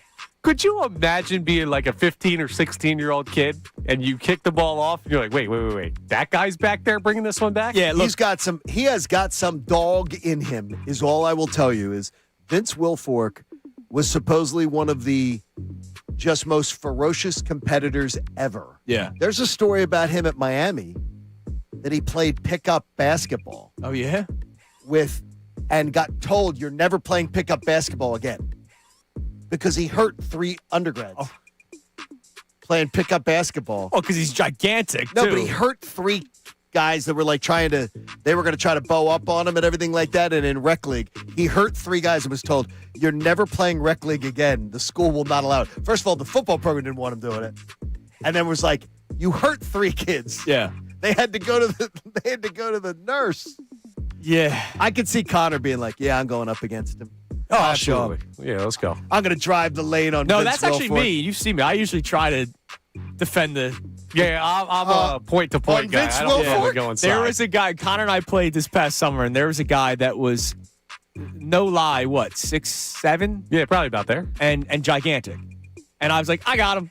Oh, no. I like the challenge. Yeah, it's fine, I was right? bruised by the end of I it. can imagine. But I like the challenge. We play against enough 6-foot guys. Now, Sometimes are you gotta good get at through the good phone. at planting your feet and taking a charge? Ask Connor. Oh, we're not taking charges. Oh, no. and pickup. Charge, no. But Hell I no. can play defense. On the blacktop, no shot. on there. But we also played against a kid at Pennsauken when I was in high school, freshman football, who had to have been 3 bills as Oh, a kicker. no.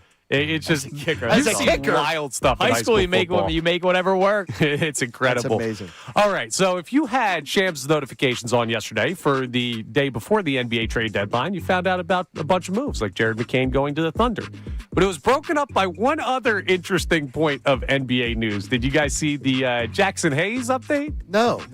Jackson Hayes, yes. who plays for the Lakers, received a one-game suspension. Yes. He received that for pushing the Wizards mascot during the pregame introduction. Oh, and not pushing like get out of my way. Like my man was Ray Lewis in his prime. Laid him out. Dropping Somebody his got shoulder. stabbed? What? What is That's it? a good one. That's a good one. No, Yeah. the Wizards mascot was running around with like the Wizards flag. I guess during intros because the lights were out. So maybe it was like during a halftime or whatever. Lights were out, and he just I don't know what it was. He snapped and said screw this guy and lowered his shoulder, and the mascot like flew. Oh Like- my gosh. Yeah, like- That's going to be a lawsuit. Could be. Yeah. No, that Well, guy's it's at going to least- sue. It's Yeah. at least a suspension. So No, there's going to be a lawsuit with that. if you needed a nice breakup for the NBA trade news that was coming down yesterday. Hey, his neck may hurt.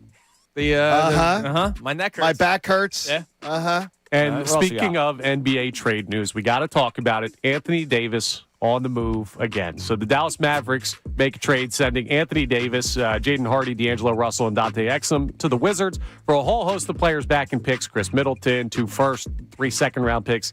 So Anthony Davis, who was traded for Luka Doncic, played just 29 games in Dallas before they moved on from him. So I know he He didn't missed make. what, like 50-something? Yeah, I know he didn't make the trade, Nico Harrison, but he was the one that made the trade for Anthony Davis originally. And I still can't believe that he had the balls, and I will say the balls, after they got the number 1 overall pick because of the lottery. Now you're starting to see the vision. That was his quote. They lucked out. Well, maybe they didn't luck out, but they got the number 1 overall pick. And it was fixed. Yeah, and he tried bragging about the vision. Anthony Davis now traded. There's teams that make moves that I just don't. What are both parties doing? I get Dallas kind of like, all right, let's just get rid of all the stink that was associated with the Luka Doncic trade. But like the Wizards, like, what are you doing? Does anybody live in fantasy land like that they don't think that the Luka gets sent to the Lakers in a trade and they didn't entertain other teams? And then the Mavs win the lottery. Yeah. And then the the Islanders are going to host the All-Star game at their stadium. Oh, we're pulling the All-Star game from you. Sorry about that. Oh, the team with the worst odds to win the lottery. You win the lottery. Both teams. The Mavericks were the worst odds, too. So anybody who thinks that they don't believe this fantasy land crap, the same year, both teams had the worst odds to get the number 1 overall pick, got the number 1 overall pick. Interesting. Very interesting. All right, coming up next, our man Andrew DeCecco will be joining us in studio for the remainder of the show. His thoughts on the Jeff Stoutland news that took place yesterday. Is Nick Sirianni on thin ice? And, of course, Sixers conversation continues. Reaction to the Jared McCain trade. We'll keep checking our text line here on 97.5 The Fanatic. Now on 97.5 The Fanatic Sports Update. A big loss for the Birds. I'm Connor Thomas, and the Eagles got news yesterday that longtime offensive line coach Jeff Stoutland is leaving the organization. He made that announcement on X last night, and Stoutland, who had been with the Eagles since 2013, was largely considered to be one of the best positional coaches in all of football. There's no word yet on a potential replacement for him, but that's a big loss for the Birds as they continue to go through their offseason. Today's the NBA trade deadline, but the Sixers already made a surprising move yesterday. They traded Jared McCain to the Oklahoma City Thunder for a 2026 Rockets first-rounder and 3 second-round picks. Shams joined ESPN and talked a little bit about his thoughts on the trade. This move clearly for the Sixers has a little something to do with figuring out that roster, but getting under and out of the tax. They've got a glut of guards, and by doing this, Jared McCain moves on to the Oklahoma City Thunder. Now, teams still have till 3 p.m. today to make moves, so maybe the Sixers have another one coming in the wake of that move. They'll also play the Lakers tonight at 10 p.m. That game live here on The Fanatic. We'll keep you updated on the NBA all day long. Flyers host the Senators. Final game ahead of the break for them. 7 p.m. puck drop. You can hear over on WMMR. Andrew DeCecco joins us coming up next. This update's brought to you by King's Hawaiian Sliders. Nothing brings friends and family together on game day like delicious King's Hawaiian Sliders. Bring them to the big game table and be the real MVP. Football and King's Irresistible Hawaiian Sliders, there's nothing like it. I'm Connor Thomas for the home of the Sixers, Flyers, and the best Birds coverage, 97.5 The Fanatic and The Fanatic.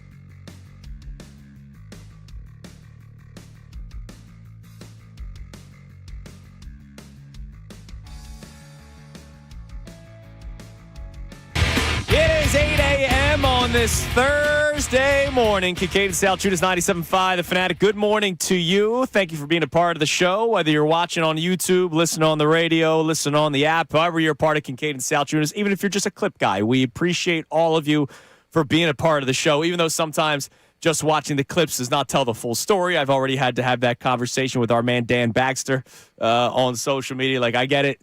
You heard part of a clip. Maybe here's part of a clip. Not the entire thing. And I get it. It's just the way that it is. Dan's reasonable. Days. Dan's reasonable. Yes, He'll is. figure it out. You know who else is reasonable?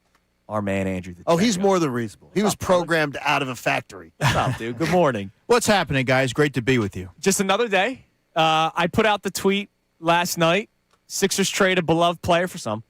And Jeff Stoutland decides to leave the Eagles a day after reports surfaced that people are upset with how some Flyers brass have handled Michkov. Oh, and no one is happy with the Phillies offseason.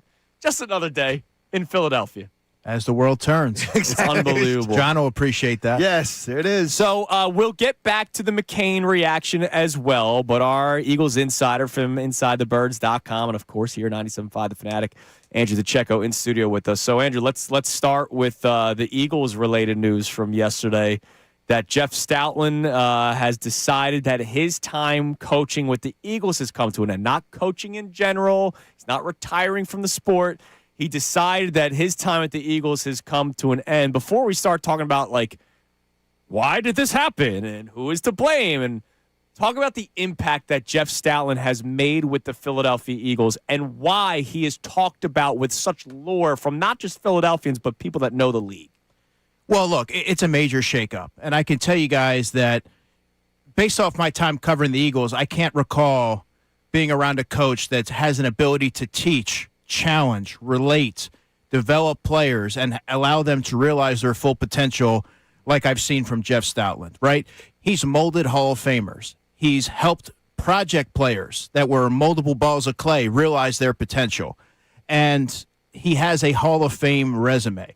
It's no coincidence that you hear players speak with such reverence when they speak about Jeff Stoutland, whether it's Jason Kelsey or a number of players who are still currently there. Lane Johnson's another example. I can go down the list. He's the Hall of Fame players that he's worked with: Jason Peters, Jason Kelsey, Lane Johnson, molding players into starters like Halapulavati Vaitai, Stefan Wisniewski. The Eagles probably don't win the Super Bowl if they're not ready to perform and step in a key spot. Yeah. Then you have players like Nate Herbig, Coyote Awashika, who ended up becoming a starter with the Detroit Lions, Brett Toth, who Jeff Stoutland was a champion of and still is, Fred Johnson. There's just so many examples of players that he's had his fingerprints on in their development. How about the guy that during introductions says, Jordan Mailata? Jordan Mailata was University. That's how I would wrap everything up here and say Jordan Mailata might be the best developmental story in recent memory. Someone who has never played football before becomes a one of the better left tackles in football, and it was all under Jeff Stoutland's tutelage. So it's a big loss. You guys know I like to keep things measured and how I approach everything, but this is one of the best position coaches and one of the most respected position coaches in the NFL for a reason. 13 years under 3 different coaching regimes. Yeah. I mean, it speaks volumes. He's in a league of his own. I think he's too young to be retiring. I don't think there's a chance that he doesn't coach again. Do you believe he'll coach again? Do you believe it will be going back to college? Or do you believe it will be in the NFL again? I do think he'll coach again. And if I had to guess, I mean, there's going to be teams and programs that are going to be lining up or to inquire about the services of Jeff Stoutland. I would imagine, if I had to guess, maybe the college ranks. Yes. There's less pressure there. You've seen it all. You've been in the NFL for quite some time, since 2013, and maybe you want to keep sort of reimagining the college game and leaving your stamp on molding young players. Yeah. All right. So now, of course, the question is, well, what happened? So the great reporting from Tim McManus, we've referenced the article a couple of times.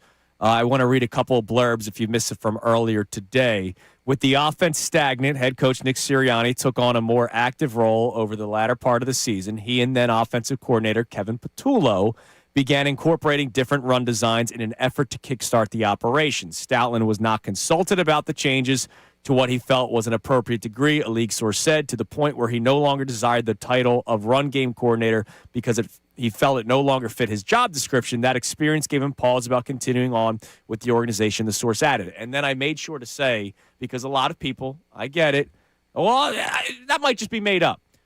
Per Jeff Stoutland's agent, who speaks for Jeff Stoutland, Alan Herman. So this is we can actually talk about a person that said it. He had indicated to ESPN that Stoutland was frustrated with how this season transpired, with his voice not being heard within the organization, and said there was a chance he could move on. However, Herman had emphasized Stoutland was not planning to retire from football, to what you guys were just talking about. So this started in season, clearly. What have you heard about sort of what led to this decision from Jeff Stoutland from in season to the hiring of Sean Mannion to yesterday? Well, Jeff Stoutland is versed in shotgun running and maybe not as much motion. The Eagles are looking to trend in a totally different direction. So for those who have been clamoring for the offense to look drastically different, it appears it's going to be that way. And I say appears because when Kellen Moore was brought in, there was a lot of expectations that came with motion and spacing with the wide receivers. He used a lot of 11 personnel, so the third wide receiver was heavily involved in the game plan. They tried that for 4 weeks, and then they ended up having to adopt a different approach and become run heavy. And you know the rest of the story. The Eagles win a Super Bowl, but it's such a stark contrast what the Eagles currently want to do under Sean Mannion and his vision, more of the Kyle Shanahan running style where it's zone, a lot of outside things like that, motions, and under center. The Eagles didn't do a lot of under center. And I think if you're someone like Jeff Stoutland and you've had that taken away from you last season or there was a shift, do you want to, you're so programmed and used to doing things a certain way. And to his credit, the Eagles have had a lot of success doing that, except last season when there was a lot of injuries as well, that it might just be a little bit overwhelming. Because if you're a veteran coach who carries a lot of clout, has a lot of respect, and a hell of a track record, and now you're having to shift your philosophical approach to something that is totally foreign to what the Eagles have done, I have to imagine that you're like, okay, I'm good. And to me, when you're a coach of his caliber, the worst thing I could ever imagine hearing is, I'm not being heard. That to me is, I'm being ignored. My message is not being heard. And I would imagine that Jeff Lurie and Howie Roseman hear that and go, that ain't right. But I don't know why they didn't hear that in October and November. That's what that would be my number one question is, where were you guys as leadership of this organization in October and November to not hear that? How were you letting Patullo and Sirianni let this man's voice not be heard? Yeah, and they're obviously huge proponents of Jeff Stoutland and have a lot of respect for him. But there's also the school of thought where the offense was floundering.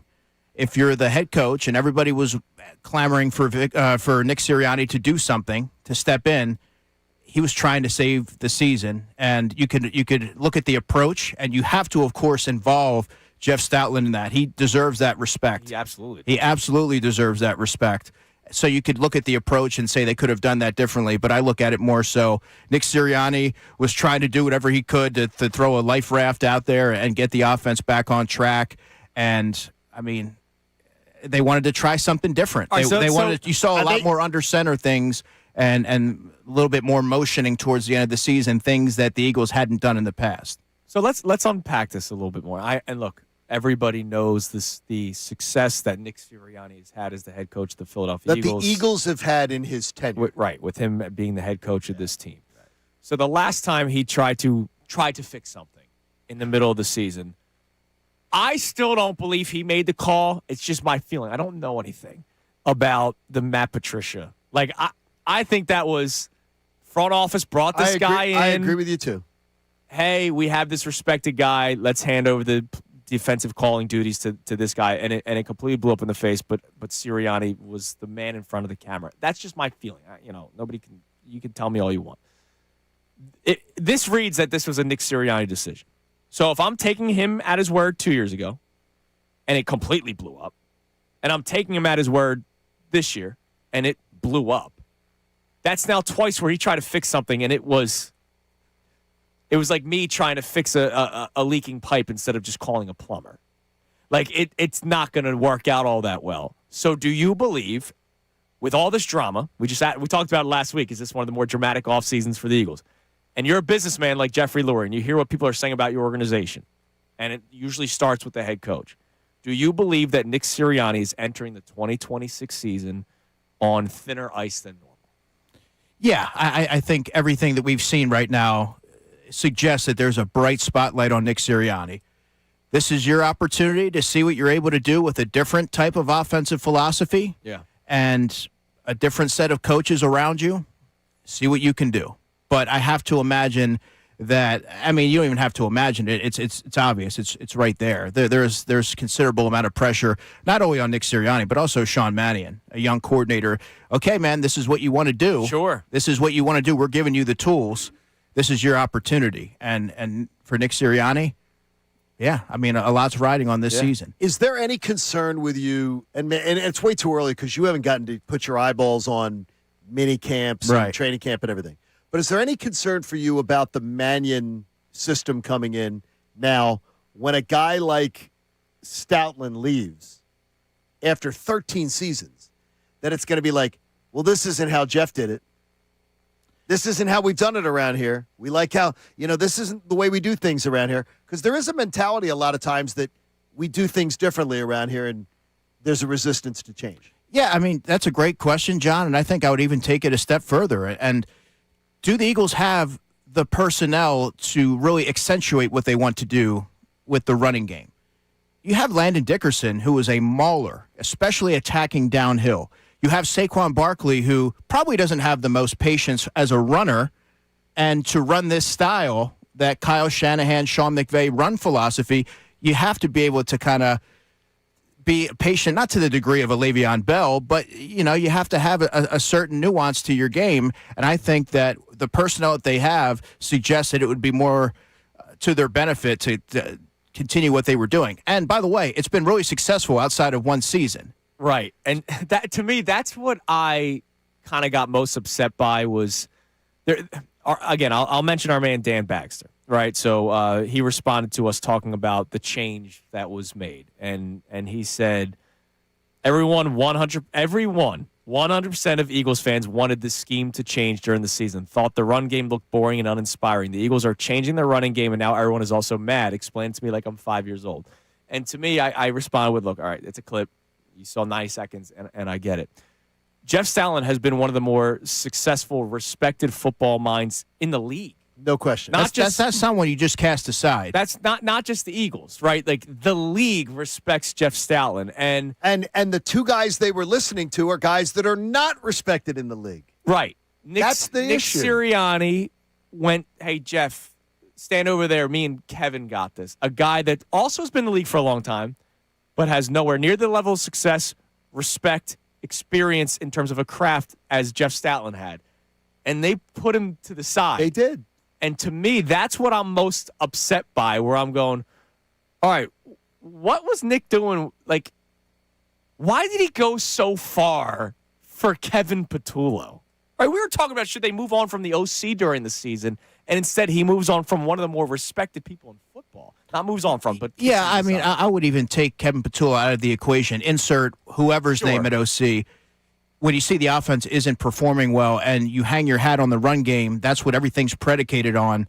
You're trying to step in as a head coach and figure out how can we reimagine this thing and try to get things rolling, whether it's more under center, which hasn't been something that's been implemented greatly under Jeff Stoutland, more motion, which also hasn't been something that's been implemented under Jeff Stoutland. So they were trying something different, and I think it was more so Nick Sirianni saying, look, I got to try to savor this season, and I think too much of it is being made of, well, him and Kevin Patullo. Well, I think Nick Sirianni would have done the same thing, stepping in, had the results been the same, regardless of who the offensive coordinator is. You can disagree with the approach, and I do, and I certainly do, considering what Jeff Stoutland has meant to this franchise. But that's kind of just me zooming out and looking at it. And look, you're being very clear about that.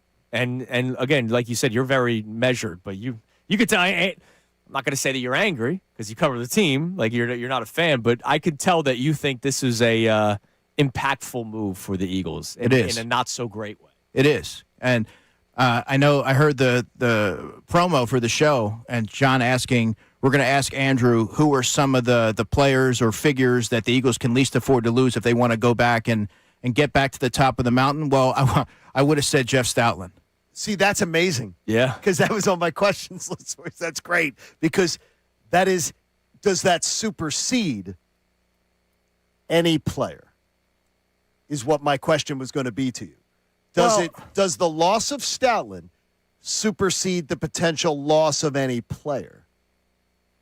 I don't know that it does for that, but I even look at it, not only are you getting the best offensive line coach in the NFL, he's up there with Bill Callahan in my estimation, but then you have to look at it from the Eagles' standpoint of, okay, what kind of offensive lineman are we going to be looking for to be able to execute this run game philosophy? They've molded a certain style. They've sought a certain style in the draft. And you also have to look at those day 3 flyers that they felt so comfortable taking.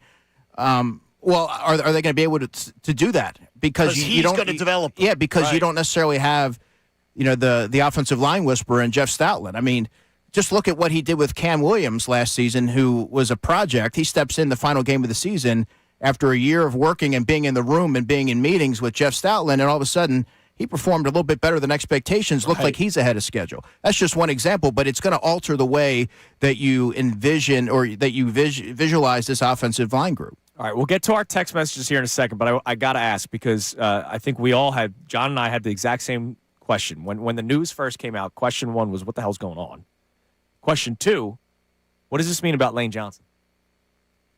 Well, I certainly don't think it helps. But to be clear, I don't know that Lane Johnson would make a decision solely off of Jeff Stoutland not returning. However, it's the only offensive line coach that that Lane Johnson has worked with. Yeah. And they have a very close relationship. That's been evident.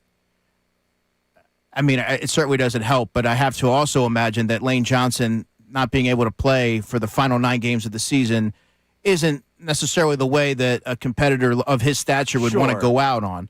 But again, a lot of it's going to come down to health. And can you put yourself through the grind of another NFL season? It's not something that I expect him to decide on or make an announcement today, tomorrow, but it is something that now all of a sudden the talks get a little bit more amplified. It's another factor. Yeah, right? I would think you're talks comfortable with the guy in a room. Like the way Jason Kelce, I'll read you the Jason Kelce statement that he put out on social media yesterday. There's absolutely no one I credit more with the career I had than Jeff Stoutland. The consistent passion and his eagerness to teach pushed my teammates, me, and our room to have amazing success. More importantly, we became incredibly close as people. It was more than just coaching and teaching. It was his presence and sense of urgency that was unaccepting of mediocrity and potential left behind. He will undoubtedly be missed inside the building and everyone that played for him. I'm incredibly grateful to have played for Stout, one-of-one coach and person. I love you, coach. The way Jason Kelce speaks of him, I would imagine others speak of him as well. And I wonder. I think you'll see more. I think you'll see more statements. I would imagine. That's an incredible testament. That's an incredible testament from Jason Kelce. That's incredible high praise. High praise. And is that a shock to the system of Lane Johnson? It's something that we got to keep an eye on. If you were on the fence, I wonder. Yeah, it's certainly not going to help. Right. Oh, absolutely not. All right, what do we got on the text line there, Connor? Any Eagles stuff? Because we're going to spend some more time on the Sixers in the next segment. So what do we got on the Eagles at 610-632-0975? Yeah, this texter feels like he's seen something like this before. They say the Eagles appear to be reverting to the team I grew up with, the calamity of coaches that are inept to lead men and run the organization properly. This is such a good roster, and it's a shame to see what's happening and unfolding with the organization.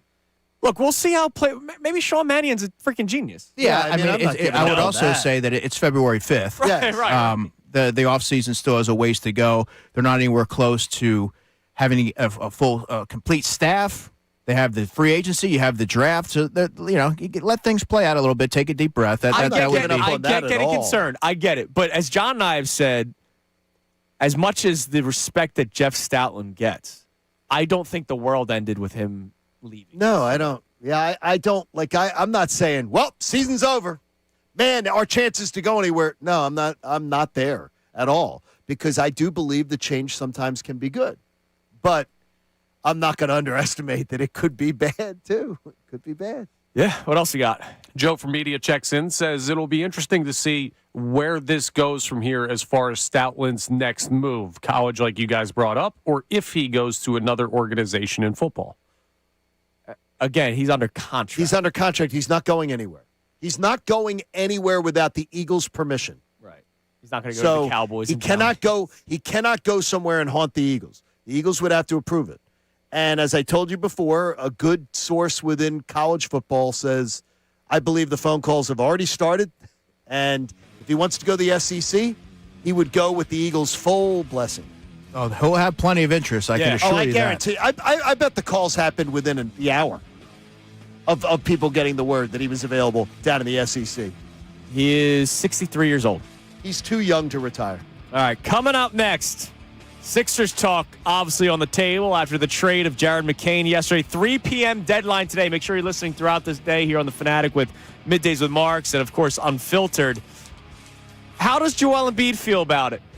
He gave them a message last week. Did they listen? It's Kincade Salciunas, 97.5, the Fanatic. All right, let's talk about that FanDuel Sportsbook app. It's last call for football, and FanDuel, in partnership with Valley Forge, is giving you daily profit boosts. It has been so much fun checking these out each day this week. Monday, they did the over-under profit boost for passing totals, passing yards, passing touchdowns. Tuesday was receiving. Yesterday was rushing. Today is touchdowns. So today's 30% profit boost will be around touchdowns. Shortest touchdown scored, longest touchdown scored, first touchdown, last touchdown, anytime touchdown. Will the defense score the touchdown? There are so many options to choose from. By the way, Seattle scoring a touchdown defense or New England. If you are somebody like Connor Thomas that does not really believe in Sam Darnold, maybe you would do New England anytime touchdown. You're going to get good odds on that to begin with, plus the 30% profit boost. All you have to do is opt in each day, place an eligible bet to use that day's profit boost. Just play your game with FanDuel, the official sportsbook partner of Super Bowl 60. You got to be 21 plus and present in Pennsylvania, opt-in required. Bonus issued as non-withdrawable profit boost tokens. Restrictions apply, including any token expiration and max wager amount. See terms at sportsbook.fanduel.com. Gambling problem? Call 1-800-GAMBLER. Now on 97.5 The Fanatic Sports Update. Stoutland steps away. I'm Connor Thomas. The Eagles got some bombshell news last night as longtime offensive line coach Jeff Stoutland announced he's leaving the organization. Stoutland, who had been with the Eagles since 2013, was largely considered to be one of the best positional coaches in all of football. Tim McManus of ESPN talked about the move yesterday. In the latter stages of last season, head coach Nick Sirianni took more control of the offense. He and Kevin Patullo started coming up with different run schemes. Stoutland felt marginalized during that process, like he wasn't heard, and that left a sour taste in his mouth.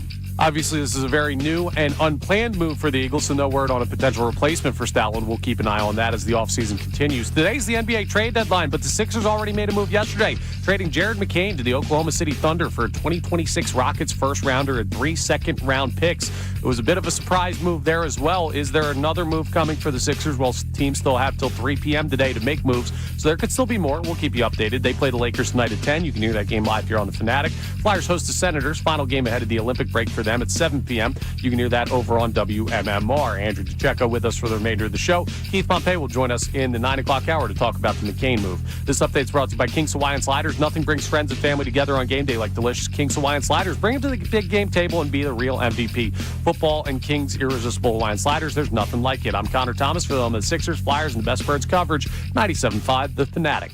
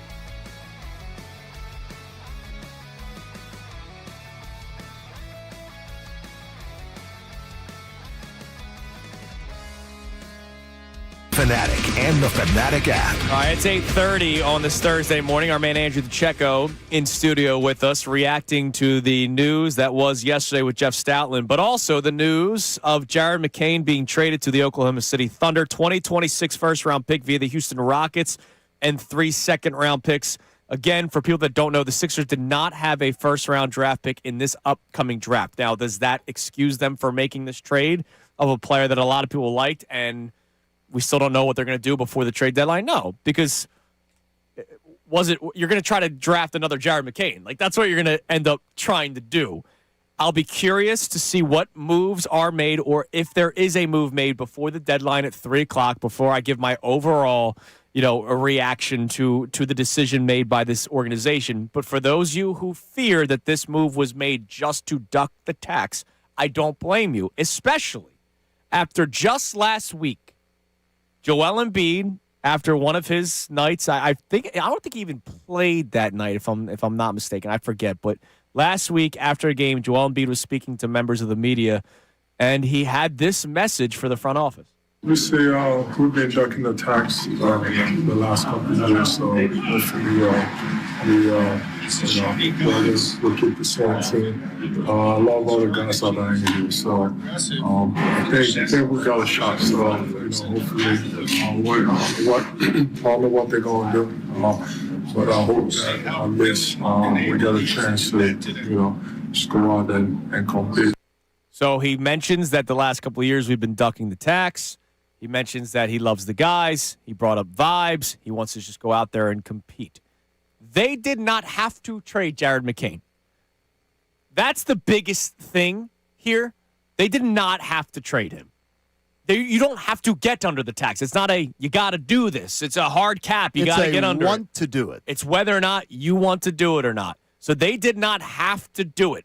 I'm still waiting to see if there's another move for maybe a big, because I think they need better backup options than Andre Drummond and Adem Bona. Whenever Embiid plays, Drummond doesn't. I don't know why. They put Bona out there. Bona's not that good. He's not that good. I'm not a big Bona fan. So maybe they trade for another big man.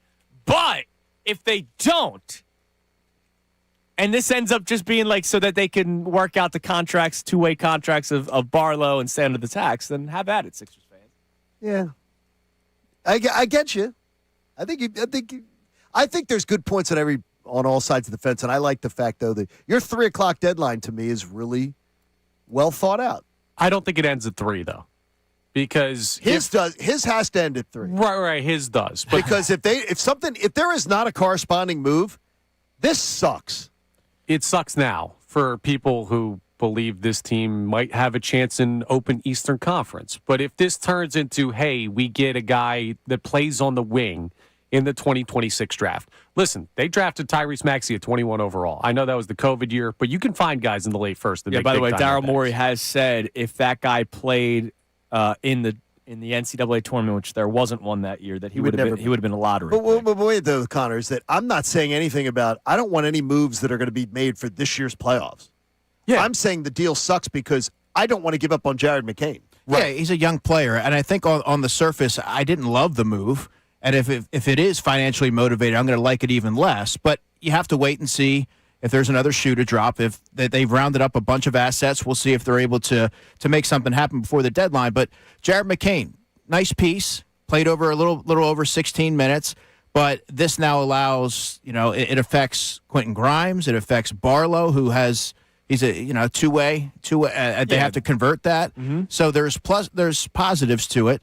But, it's a nice player. You would like to see a little bit more continuity with some of their young contingent. I think if you're looking at it from the outside, they do have a glut of guards on the roster, and maybe that, he goes to OKC. Maybe that's part of it. But here's the deal. Quentin Grimes is a free agent after this season. What if Quentin Grimes does not return here? Then what happened to that glut? Well, getting under... They went on Ozempic, and there's no more... Well, no, I think that this was a move with Quentin Grimes in mind to make sure that they keep him in the fold. Wow. That's the way that I read it. And I would say to you right now, and I said it earlier, if I say to you right now, 2 years from now, do you think in NBA circles, Quentin Grimes, Jared McCain, who do you think is going to have the better reputation around the NBA? Like, who do you think more teams will be? Oh, Jared McCain. Jared McCain. Unless he gets completely lost. This is a dumb move. This is a dumb move then. I don't think that's as surely Jared McCain as I know you guys aren't saying, by far. No, I don't Jared think McCain, it's by far, but I think it's a absolute that is going to win. There is a chance that he gets lost in OKC. There's a legitimate look. There's a chance that he's not on the Thunder next year. There's a chance that he gets flipped this offseason in another deal. Right, because they have 17,000 guards. We're talking about the glut of guards in Philadelphia. Look. Yeah, it'll suck for this year if they just did this to get under the tax because some people believe they have a chance. If they did that, that might be the Sixers saying, Harden just went to Cleveland. Vucevic just went to Boston. We're looking at this team, and we might not have a shot at winning it this year, so maybe that's their answer. Vucevic to Boston is not we have no shot. Listen, man, them having a big man, they're playing really well, and if Tatum comes back.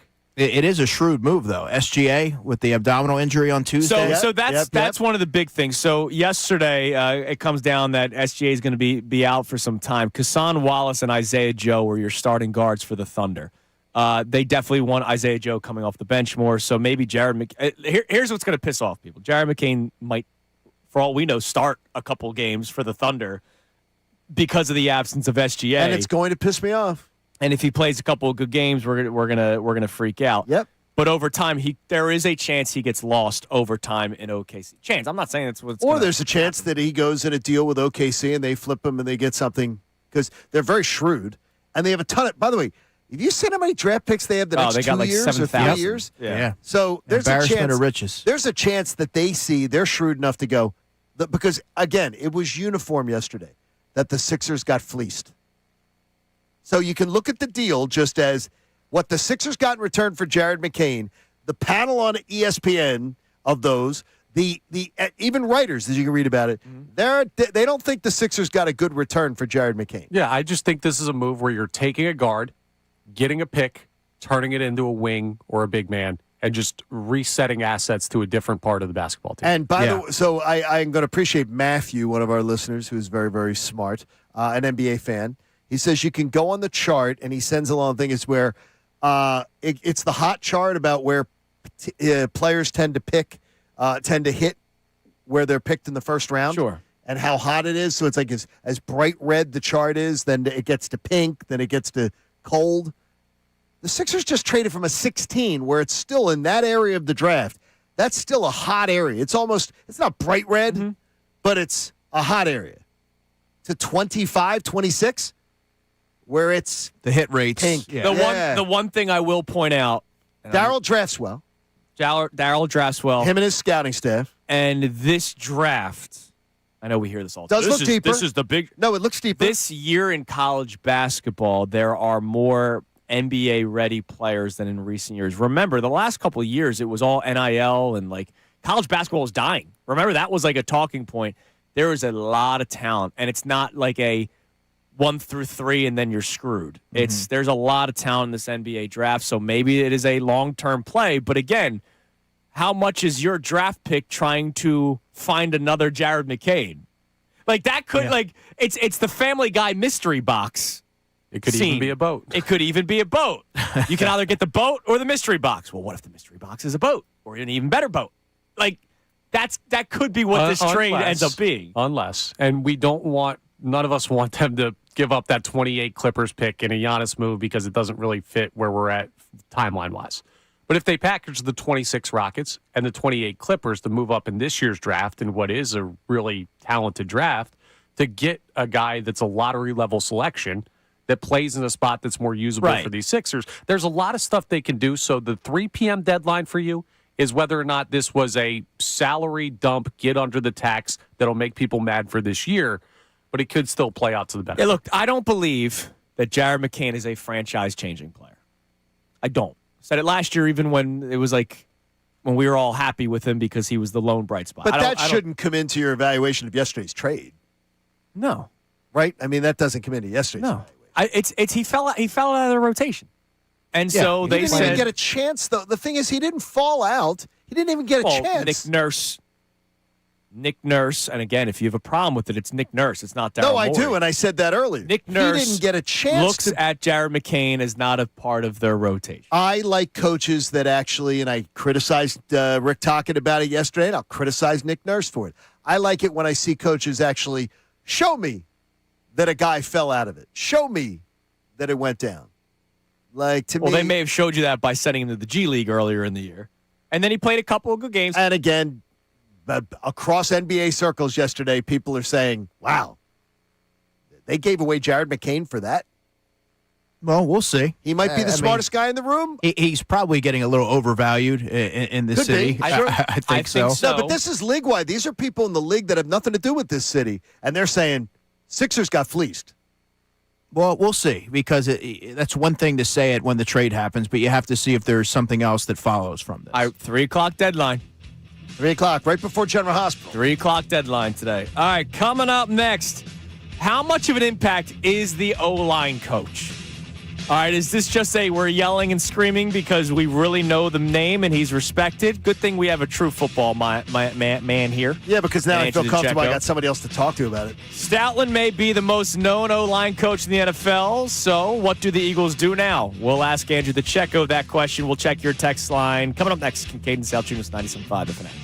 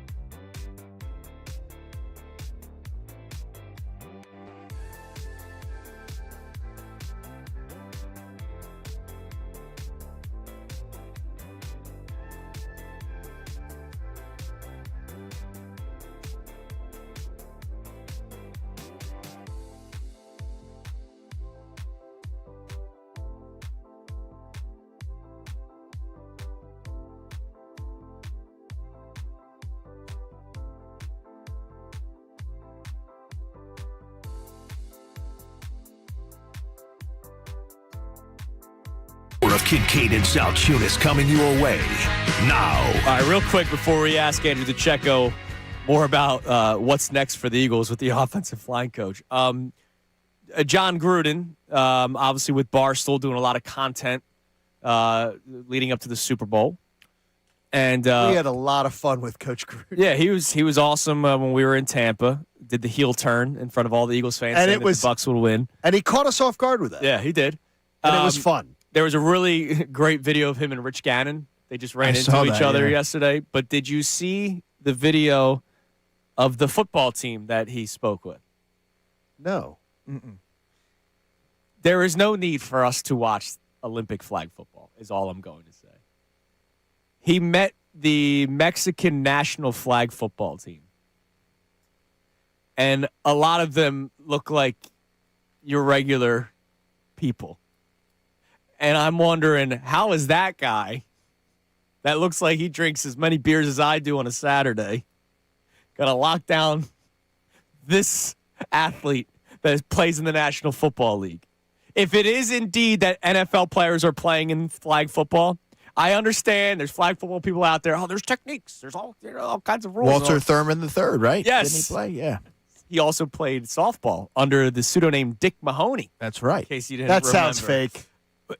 Yes, it was a fake Exactly. name. It was a fake name. It was, in fact, but a fake sounds, name. yeah, but it sounds fake. If you're going to make up a fake name, make up a name that doesn't sound fake. It's great.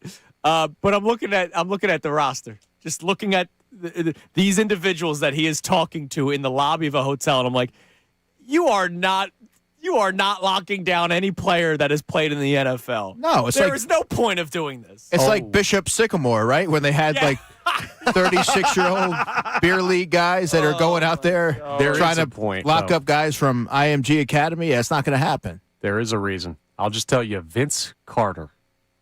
You remember what he did in the Olympics? Yeah, when he jumped over the Frenchman. There's still a reason to watch. It was France, right? Yeah. I think they were playing France when that play happened. Like Jamar Chase doing a front flip over a guy or something, whatever the hell's going to happen out This is flag there. football, though, and the guy who he's doing it against isn't a comparable athlete. Yeah, neither was the French guy that Vince Carter jumped over. I'm just saying, they were like, Gruden goes, who's the DB here? And he looked like me. And I was like, all right, I'm not locking down Tyreek Hill anytime Was soon. Gruden like 3 gummies in too? Probably. Or was he?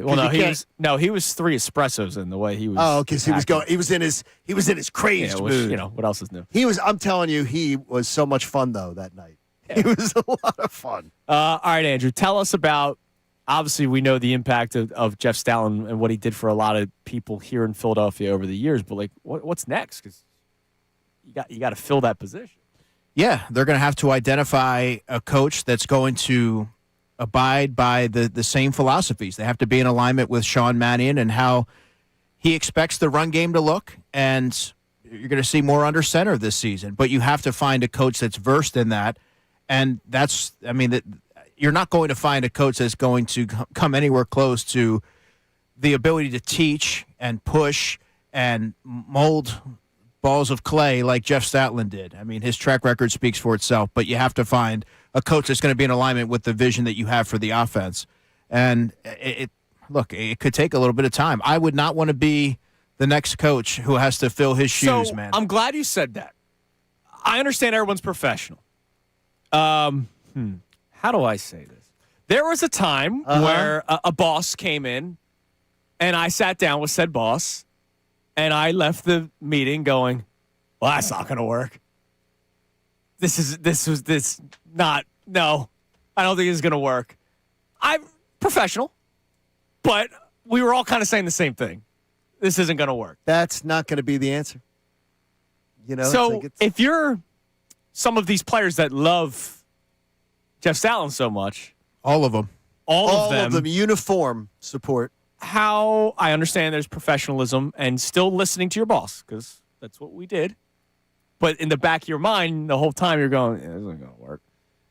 How does that impact certain meetings? How does that impact the group text? Of course. I mean, those are all valid points. And I think in this case, because of Jeff Stoutland and the weight that he carried with the organization, ideally, you'd want to bring in a coach that has some cachet, that has coached all pros, has a resume, a pedigree, so that when he's commanding a room, you're a little bit more receptive. Not saying they won't be, but when you're filling the shoes of a legend, you have to take all of those things into account, I would imagine. Yeah. And I think you bring up an interesting point. If you're bringing in, a 32-year-old guy, you have a 33-year-old offensive coordinator, 36-year-old pass game coordinator, and he isn't used to commanding a room, and you're filling the shoes of someone who is such a legendary figure in the city, it's going to take some adapting. Yeah. By the way, did you remember when we were told about when Kellen Moore left? Kevin Patullo used to run the room sometimes, and it was incredible when he would see him up there. Yeah, it was PR spin. And then you saw Hard Knocks. Kevin Patullo in front of a room. I'm telling you this, I teach college classes, and I would be sitting saying, wrong, bad, not a good, not commanding the room, not doing that. He didn't command a room at all. Well, he was a lame. I was falling asleep. Well, watching that man. My pushback for that would be you saw 3 minutes on Hard Knocks, and none of the coaches who they depicted are exactly coaches that you want to run through a brick wall for. No, I get you, but he was supposed to be depicted as this guy.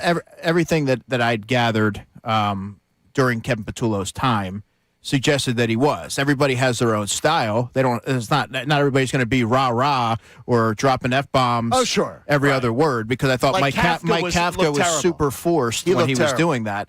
But yeah, I don't know if I would totally agree with that. Kafka's dropping the bro. Yeah, I mean, Kafka's dropping bros and all this stuff. Kafka is seriously just came off so How do you do, fellow kids? He seemed so forced. Well, Schottenheimer was kind of the same way with Schottenheimer. Seemed yeah, but the swearing unnecessarily. That locker room seemed to love him. Schottenheimer. They did, and he's doing a nice job there with Dallas. They got Christian Parker now. He's filling out his staff very nicely. Yeah, I'm telling you. All right, what do we got on the text line, Connor? Sixers or Eagles on the table? 610-632-0975. Yeah, we got a lot on both considering the big news. And this texter checks in on our earlier conversation we were having on Nick Sirianni and how thin the ice is on him. They say, I'd fire Nick Sirianni unless he won a Super Bowl this next year. Every year, he's carried by superior talent and superior minds. If we had a better head coach, our pattern wouldn't go from Super Bowl to epic collapse every other year. I understand the emotion. If they get to an NFC Championship game and lose by a field goal, we're not. He's not right. We're not saying fire Sirianni. That's a very emotional perspective. And I understand. And everyone says that he gets carried by talent. Well, this year, at least on the surface, it doesn't look like they're going to have the same amount of talent that they've had in years past, right? I think that you're going to see a lot of players elevate, because last year I think was sort of an aberration, especially from the offensive line and even the receiver play. But, I mean, the talent level isn't going to be as it was, and there's going to be a lot of new faces on the coaching staff, so it's not exactly an apt comparison. All right. Yep. Go ahead, Johnny. No. Well, I'll save it. Save it. Because it can save. So coming up next, because we're going to reset our topics anyway. You'll hear the little recap. Right? Recap.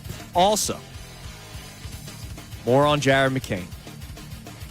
There is another player on the Sixers currently that we kind of had a same reaction to last year.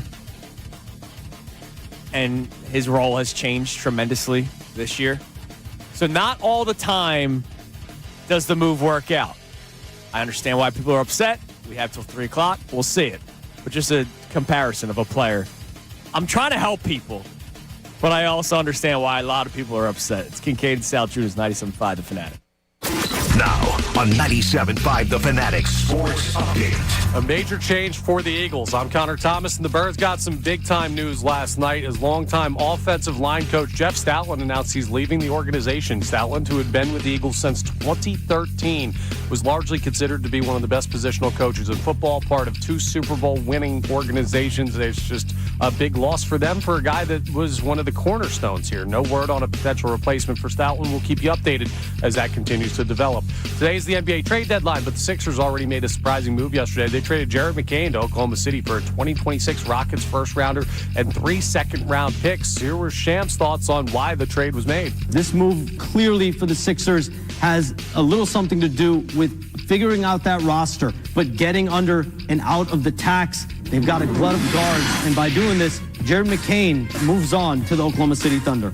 Now, deadline has not come yet. It's 3 p.m. today, so there could still be more moves for the Sixers. We'll keep you updated. They play the Lakers tonight at 10 p.m. That game live here on the Fanatic. Flyers host the Senators. Their final game ahead of the break is 7 p.m. puck drop. You can hear that over on WMMR. Andrew DeCecco remains with the guys for the remainder of the show. Keith Pompey joins us coming up later in the 9 o'clock hour to talk about that McCain trade. I'm Connor Thomas for the home of the Sixers, Flyers, and the best Birds coverage. 97.5 The Fanatic and the Fanatic app.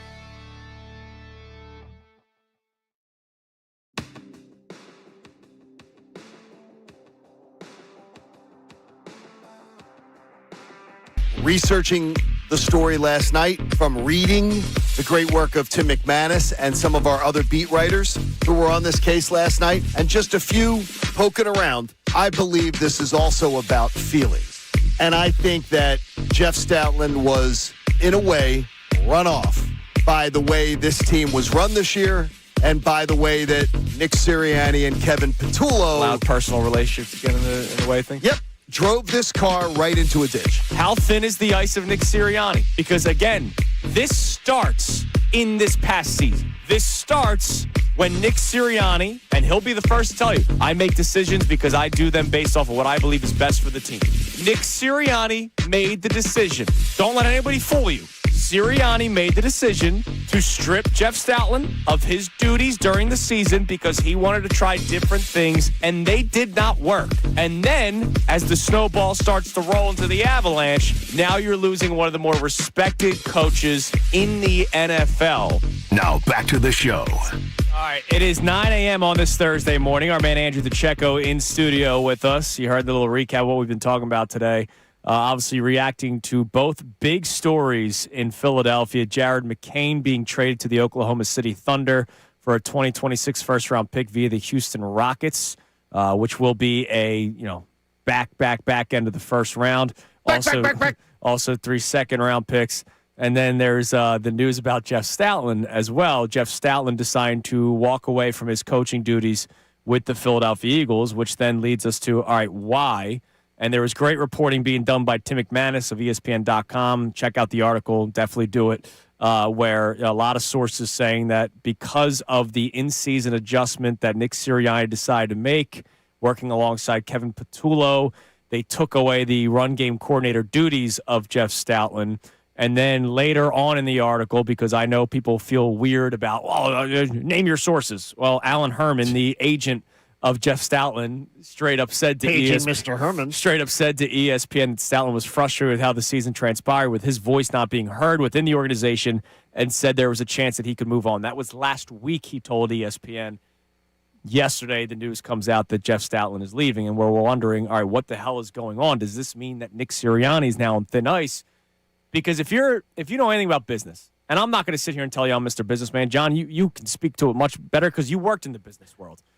If your organization is constantly being questioned and constantly like, hey, why is this happening? Offensive coordinator, why are they not coming here? Why are these candidates not wanting to be a part of the Eagles? A.J. Brown drama constantly going on, right? There was so much drama. The Eagles were being talked about for a lot of the bad reasons last year. Bad reasons. Not just offensive game plans and X's and O's, but there was stuff like just the Eagles organization itself. I would imagine a businessman like Jeffrey Lurie doesn't necessarily like that, John. No, he doesn't. Because the thing is Jeffrey Lurie wants very much to be the Eagles to be the gold standard. Part of being a gold standard is your brand is considered exceptional. The Eagles brand, honestly, under Nick Sirianni, has had great success as a team, but has not been positive PR. Has not been. He wants positive PR. He wants this team to look really, really good. Hasn't been. Yeah, I mean, look, the way the offseason's shaping. I know last week, Andrew, you asked me if I thought, I forget what word you used, the most chaotic. I asked, is this one of the more dramatic off seasons, or is it recency bias? And as it continues, I still don't believe it's recency bias. Well, at the time, I thought it was a little premature. But when you look at the offseason right now, you just lost a Hall of Fame caliber offensive line coach. Yeah. We'll see what it means for Lane Johnson. Christian Parker's with the Dallas Cowboys. You're going to have a whole new system with a lot of young minds overseeing it. How is that going to shape the way that you approach the draft? There's just a lot of questions here. I don't know if it's I guess the stakes are higher, man. The stakes are higher. There you go. And the seat got warmer, obviously, for Nick Sirianni. I mean, you don't have to guess. All the answers are right in front of you. I had a guy on social media the day that we had that conversation saying, well, it's dramatic because you guys make it dramatic. And look, I get it because we react to it. But let's say sports talk radio didn't exist, right? Somebody in their car right now might be saying, oh, man, sounds nice. Let's say sports talk radio doesn't exist, and we're just looking surface level. Here is what's happened with the Eagles since the season came to an end. The offensive coordinator has been fired. The top candidates that were floated out there that would have complete autonomy and all this kind of stuff did not come here. There were candidates like a Declan Doyle who pulled himself from consideration and then all of a sudden takes another job a couple days later, right? And you go, well, that's weird. Why? The Eagles are Super Bowl champions just 2 years ago. Why don't you want to come here? Then there's the historic offensive line coach that is leaving on his own terms. To your point, Lane Johnson, like there are still things that have not happened yet. We don't know what happens with A.J. Brown. This is like, yeah, I didn't even mention him. It's only February 5th. Like this is just the beginning, and yet in a league where I get it, the NFL never sleeps, but the Eagles have been done for 3 weeks, and yet the conversation has not ended, and that's why I talk about it being one of the more dramatic off seasons that I can remember. Well, I think if you're looking at it from an optimistic standpoint, I would think under Jeffrey Lurie's ownership, the Eagles have been to the postseason 19 times or something to that effect. Which is incredible. So that there's a demonstrated performance there that they're more than likely going to find a way to get it right and make some noise in the regular season. Now, it is just February 5th. Yep. There's a lot of the offseason that has yet to play out, but there are obviously a ton of questions. We didn't even mention the pending free agents on both sides of the ball. I mean, a lot on the defensive side as well. So there's going to be some difficult decisions, and the roster is going to look a lot different. The offense, which I go back to, everybody was clamoring for last season. Well, it appears you're going to get your wish. But as I would like to say, be careful what you wish for, because it doesn't always necessarily mean that it's all gonna pan out. Yeah, John, what were you gonna ask? And then the music star, you had the Oscar hook. You got taken off. Let me regroup on that, because I got to remember how I was gonna word that. So until then, I'll ask Andrew. We asked a question when Mannion got hired. We talked about it earlier this week. Do you want the complete makeover, or do you want Mannion to try to tailor to Hurts? People immediately got upset with that, of course, because Hurts can't do anything wrong. Do you want Mannion to tailor to Hurts and Nick Sirianni's mindset, or do you want the complete makeover, home makeover, move that bus, baby? Well, if it were me, I would completely rip out the foundation and reimagine this offense to keep up with the times, to modernize this group with this talent that you have there. Because what you're seeing now, it's in vogue to implement a Kyle Shanahan, Sean McVay style. Mm-hmm. The Eagles have become easier to defend. That being said, any good coach that you bring in is going to adapt to the personnel that you have.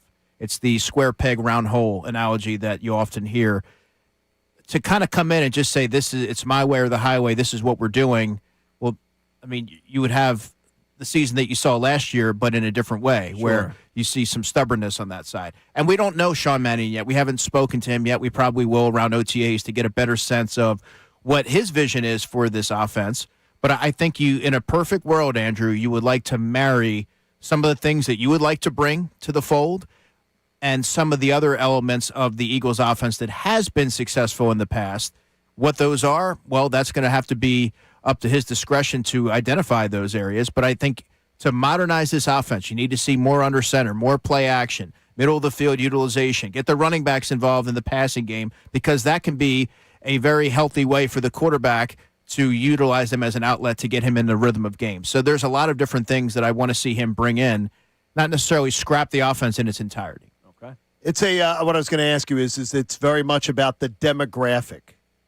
Is the idea of, with the youngsters that you keep referring to, do you think it's essential, and that's the key word I'm using with you, that they go and get some people whose hair looks more like mine? You bring up a great point, and that's exactly where I was going to add to that, John. I would assume to fully support and make sure that the train doesn't necessarily have the potential to go off the rails at some point. Yes, Josh Grizzard's there, called plays for one season with the Buccaneers. I like him a lot as an offensive mind, but you would like to bring in a senior assistant that you can use as a sounding board, who has seen a lot of different things, who may look at the game a different way and offer a different perspective. So I think that there's a lot of value there if they were to go that route. But then you also don't want it to be like the 2020 season where you had Marty Morningweg, who was a consultant, you had Rich Scangarello, you had Andrew Briner, you had Press Taylor. And then at that point, it becomes a little bit too many cooks in the kitchen scenario. By the way, we reacted to it because it broke during the show yesterday. Not that I needed him to be here, but I'm sad that Frank Reich is going to the Jets. Not sad for... We're sad for Frank. Not sad for us. Oh, my God, the Eagles needed him. Sad for, you're going to the Jets, man. Just retire, bro. It's a little bit of a less pressure situation. You can kind of go there and... Yeah, but it's the Jets. It's like... Go play golf, man. Just go play golf. I'm surprised that he's going to I'm that shocked. situation. And it was on the 8-year anniversary of the Eagles winning their first I think Super Frank's Bowl. made some really strange decisions for a guy who has made a small fortune with 2 head coaching jobs. Last year, he helped out his friend. He's made, it was a Stanford. If you look at it, he's made, I think, $60 or $70 million with 2 head coaching jobs, guaranteed, if not more. I'm shocked that he's taking these jobs that are just not. I am a little surprised, John, because the Jets haven't been exactly a pillar of stability there. But obviously, he's born to coach. He's a lifer. There's some coaches who are like that, and others who would rather go play golf, and they know when to kind of. They don't want to stay too late at the party, is something I like to say. Yeah, but there's also going to the bad party just to keep partying. Yeah, it feels like Frank Reich is going to the bad party just Sounds to keep, like Andrew's just to keep that. partying. Yeah, All right. Another Sixers note. So the Jared McCain trade, we'll get to our text line here on both fronts, Connor, so have them ready at 610-632-0975. We talked a little bit about this earlier. I'm not saying that Jared McCain is these players, but there were two players last year that we had, not all of us, that a lot of Sixers fans grew attachments to in a bad year, because it was a bad year last year, that I think may have fogged what they may actually think about the individual player. Jared McCain might end up being a stud. He could end up being a superstar. I don't know. But there were two players last year that it was, you got to keep this guy and you got to work out his contract so that he sticks around. Gershon Yabusele was one of them. Remember that people they did. Yabu. Loved him. And when he went to the Knicks, I saw fire Daryl Morey tweets everywhere this past offseason. He could not get on the court in New York. He just got traded yesterday to the Chicago Bulls. The other guy that everybody wanted to change the contract, convert the contract to, was Justin Edwards, who I actually kind of liked because he's got length, but he barely plays for this team now. I'm not saying Jared McCain is going to become that. I'm just trying to there was a lot of reacting as if the Sixers lost a star yesterday. And they didn't trade away at least a star yet. Could still happen. I don't think they lost a star yesterday. I think they traded away a player that a lot of people fell in love with, and I understand that from a human emotional standpoint. Thoughts? Yeah. I mean, I've offered some before. So, I mean, I looked at – I don't think your comparisons are fair. I told him before, I don't think the comparisons are fair. Like, it's just as far as the when you mention players, you have to – I don't think we got to see what he is. I don't think we ever got to see what Jared McCain is. So I just – and again – You saw a glimpse. You saw glimpses, and I saw a coach who has not given him a shot. And maybe there was a reason why they didn't give him a shot. Maybe there were things on the court in practice that there was maybe deficiencies in his game that he didn't feel warranted extra playing time. There may be that, and I've heard that before. And then a guy goes somewhere else. I am interested to see why the most crafty organization in the NBA is the one that wanted him, and I agree with you there. And why almost uniformly everybody who covers the NBA says, "Oh, big win for Oklahoma City. The champs win again yesterday." Like, it's just I'm just reading random comments. The champs win again yesterday. See, I don't even look at it as a win for OKC. I look at it as a why for the Sixers. No, but the people are looking at it as, I get it, but how the hell are people doing this? Why are people? There's even one from an Oklahoma City writer, which you'll enjoy, going, much like people trading with Howie Roseman in the. You're right. Much like people trading with Howie Roseman in the NFL. Why are people not wising up about giving away young, talented assets to the Oklahoma City Thunder? Yeah, but that's an outside perspective. Like, maybe he's Jalen Phillips, maybe he's Robert Quinn. Like, we don't know. Maybe he's Dorial Green Beckham. Quinn was a 34, 35-year-old guy on his way. So, I mean, you can't compare it. Dorial Green Beckham was a young wide receiver that it looked like the Eagles got one, and they were going to develop him, and Dennis Kelly goes to the Titans, and he extends his career. I mean, there's classic stories all over in any sport where you see this team won the trade. They grade the trade, right? Right. But you got to let things marinate a little bit. I mean, it's not always what it appears to be on the surface. That's all that I would say. Yeah, so a prime example to that, the Howie thing. Because I agree, John. Like, when I saw OKC, my first thought was, uh-oh, what do they see in this guy? Like, that scares me. But the same was said about two players with Danny Ainge and the Celtics.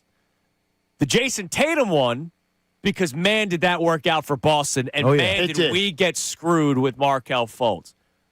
But the tears that were shed over Jaden Springer, who was a Celtics trade, the guy is not in the NBA anymore. He's in the G League.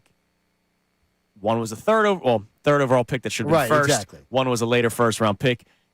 McCain falls in the middle of those two. It's just not a guarantee that he's going to go to OKC and be some superstar just because he went to OKC. The thing is, there is no I don't think anybody is saying they're guaranteeing he is. It's why did this move have to be made? Right, it didn't have to be made at all. So that's all. I'm not making any proclamations about what he is. I'm saying, why are you giving up so fast? unless you make Right. another move before Is the Jared 3 McCain p.m. 21? 21 or 22. He's I mean, are you serious? Let's see. With his skill set, his pedigree, like what he's come from? He's 21. He's boozing. He's 21. He just is allowed to drink. yeah, and You're feeling the need to go make this move. Got to get rid of He him. turns 22 later this month, John. Yeah, he's that's he's good. old. He's and, old. and he was on track, for Rookie of the Year. Had he not had the meniscus, he played through, I think it was a thumb injury earlier this season. did. So, yeah, I mean, the sample size is very limited, but what we saw created reasons for optimism. Look, or Nick Nurse says, hey, I can't play. He does not work with what we have here. And then you can question Nick Nurse. That's a whole other talking point, right? Like, Nick Nurse is going to have to speak. When's their next game? They play tonight? Yeah, they played Lakers. He won't talk tonight. about this. He won't talk about the trade of McCain. You don't think? You don't think? No, he's going to be asked. No, I think he's just going to say nice things. He's going to give you organizational. Sure, but I wonder if somebody says, hey, was there a reason why he wasn't getting minutes? Like that, and he'll probably answer that question. And he's going to answer with whatever the organization tells him to say. Okay. He's not gonna give us the insight. Yeah, he wasn't doing it in practice, man. He wasn't doing it. And look, Nick Nurse, I'm not saying Nick Nurse is a buffoon that doesn't have his ideas. I'm telling you, this is a quick trigger finger. This is a really quick trigger finger on a guy who you took at the 16th pick. By the way, if you draft somebody at 26, your odds of getting a player at 26 compared to drafting at 16 is distinctly different. Yeah, I think you're too caught up on the draft position a little bit here. Okay, I'm just going with the history of the draft. Right. Yeah, Drafting you're at right 16, on that. Yeah. Drafting at 16, you have a much better hit rate, substantially much better hit but rate the guy- than drafting at 26. But that's done now. The guy you drafted at 16 wasn't getting on the floor. And that's because your coach didn't even give him a shot. And maybe there's a reason for that. And that's why I'll there be could curious be. to hear him talk, or the article that eventually Yep. comes out from somebody. And they're going to, you know what always happens, though? The organizations then go, let's tell you all the bad things we can Sure. about this guy Oh, to try yeah, you know it's to gonna try to happen. make up for the fact that we made maybe a bad deal. Yeah. All right, what do we got on the text line? All right, this texter checks in, says, I like McCain. I wouldn't have made that deal, but getting 4 picks for a guy who wasn't playing much isn't a bad thing. If this was strictly deducted tax, though, then it's extremely disappointing. That's my reaction. exactly. If there's no second move, have at it. Like, have at it with the organization. Be angry, right? Because there was no need for the move to happen. Like, this move did not have to happen. You could have traded Eric Gordon to duck the tax, right? This move, there was no have to. You didn't have to duck the tax. No, you didn't. So if there's no other trade, at 3 o'clock, release the Hounds. I'm just saying, Release the Kraken. Or whatever. just wait a couple more hours, and if not, have at it. What else we got? Sean checks in and says, can we all relax? McCain is not Michael Jordan. He's been a bench player this year. You got a first-round pick back that we didn't have. How about the possibility of using that pick to get a small forward or power forward who might be able to start on this team? You just drafted McCain. You drafted McCain when? Like I mean, seriously, like you just drafted this guy. You're acting like he's been here for 5 years and the guy's been a bust or the guy has been a disappointment and now we need to move on. You didn't give him a shot. But maybe there is a reason for that. Right, like same people who are telling you now, they were the same ones telling you we got go back and read. And by the way, go back and read Nick Nurse. As some listeners are now sending me, what Nick Nurse had to say about getting Jared McCain and how he thought Jared McCain. So if I believe Nick Nurse now, Nick Nurse was very high on getting Jared McCain. Yeah, but if they make a trade, the name that I'm really intrigued by, again, in case people aren't really deep into the New Orleans Pelicans, there's a guy named Herb Jones that plays for the Pelicans. Oh, you're a big fan of Herb? I don't know. What joke are you making? I'll continue. Herbert? I have no idea what joke you're making. Herbert Jones. Smoking joke. Okay. That's Herb. I said Herb. There's a big difference. That's okay. Former, defensive player of the year nominee a couple of years ago, can play small forward, can play power forward, can shoot it a little bit. He's with the Pelicans. He's a guy that I would be intrigued by if they made a trade for. But I don't know. I don't know if he's getting traded. That's just me. We don't know, right? That's just me saying, like Bobby Portis, Yeah, a name that has popped up. I would love Bobby Portis. I saw a potential package that I thought cost, like, there's no way I'm paying that much for Bobby freaking Portis. But he's a guy that I go, wow, he would fit this team now. But I think a lot of people are also saying, well, it's not just about this year. It's about years to come. and Jared McCain is a young asset. Correct. So I get it. I get the reaction. There's some overreaction yesterday, but I get the Yeah, reaction. there is some overreaction, but Not- the not Sixers fair. aren't positioned I to think there's challenge for it. I think the greater overreaction is the people saying, nah, like nothing to see here. It's okay. I think that's the bigger overreaction. Sure. To me. All right. Like, yeah, don't worry about it. That's It's fair. fine. Yeah. All right, coming up next, we got more on Stoutland and McCain, but also just how insane Super Bowl Sunday is. The money that none of us will ever understand. It's Kincade and Salciunas, 97.5 The Fanatic. Now on 97.5 The Fanatic Sports Update. Stout out. I'm Connor Thomas, and the Eagles got some bombshell news last night as longtime offensive line coach Jeff Stoutland announced he is leaving the organization. Stoutland, who had been with the Eagles since 2013, was largely considered to be one of the best positional coaches in all of football, part of 2 Super Bowl winning teams and many successful years here in Philadelphia.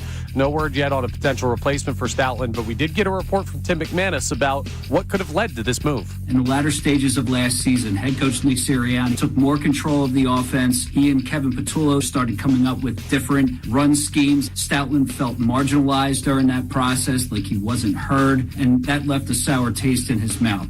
We'll keep you updated as that situation continues to develop. Today is the NBA trade deadline. Sixers already made a surprising move yesterday. Jared McCain being moved to Oklahoma City for a 2026 Rockets first-rounder and 3 second-round picks. Teams still have till 3 p.m. today to make moves, so there could be a follow-up move for the Sixers. We'll keep an eye on that. They'll play the Lakers tonight at 10. You can hear that game live here on the Fanatic. Flyers host the Senators. That's our final game ahead of the Olympic break. A 7 p.m. puck drop over on WMMR. Coming up next, don't miss this. Steve Marino's going to join the show. Does a lot of work with Super Bowl commercials, talking about the work behind the ads that you're going to see for the big game. I'm Connor Thomas for the home of the Sixers, Flyers, and the Best Birds coverage. 97.5 The Fanatic and the Fanatic app.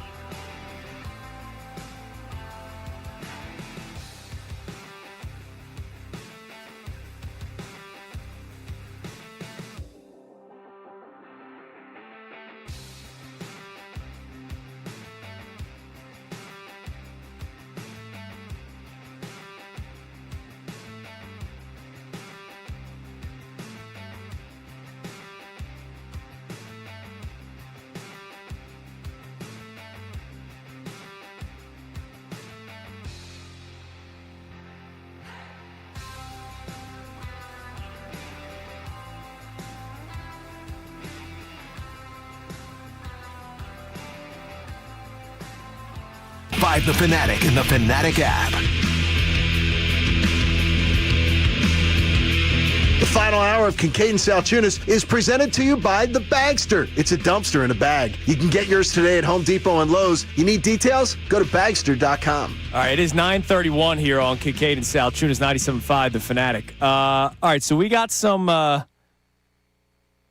moving parts here that I'm going to try to confirm here momentarily. But the Super Bowl is this Sunday, as you guys know. And we're very excited for the events that take place Super Bowl Sunday. Yep. The game is I don't know how many people are fired up about Well, I'm pretty charged up. I know you are. There's a lot of former Eagles on both sides who I covered. Yeah. Milton Williams, Josh Jobe.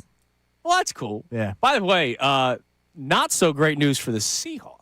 What's that? Nick Emanwari hurt his ankle in practice yesterday.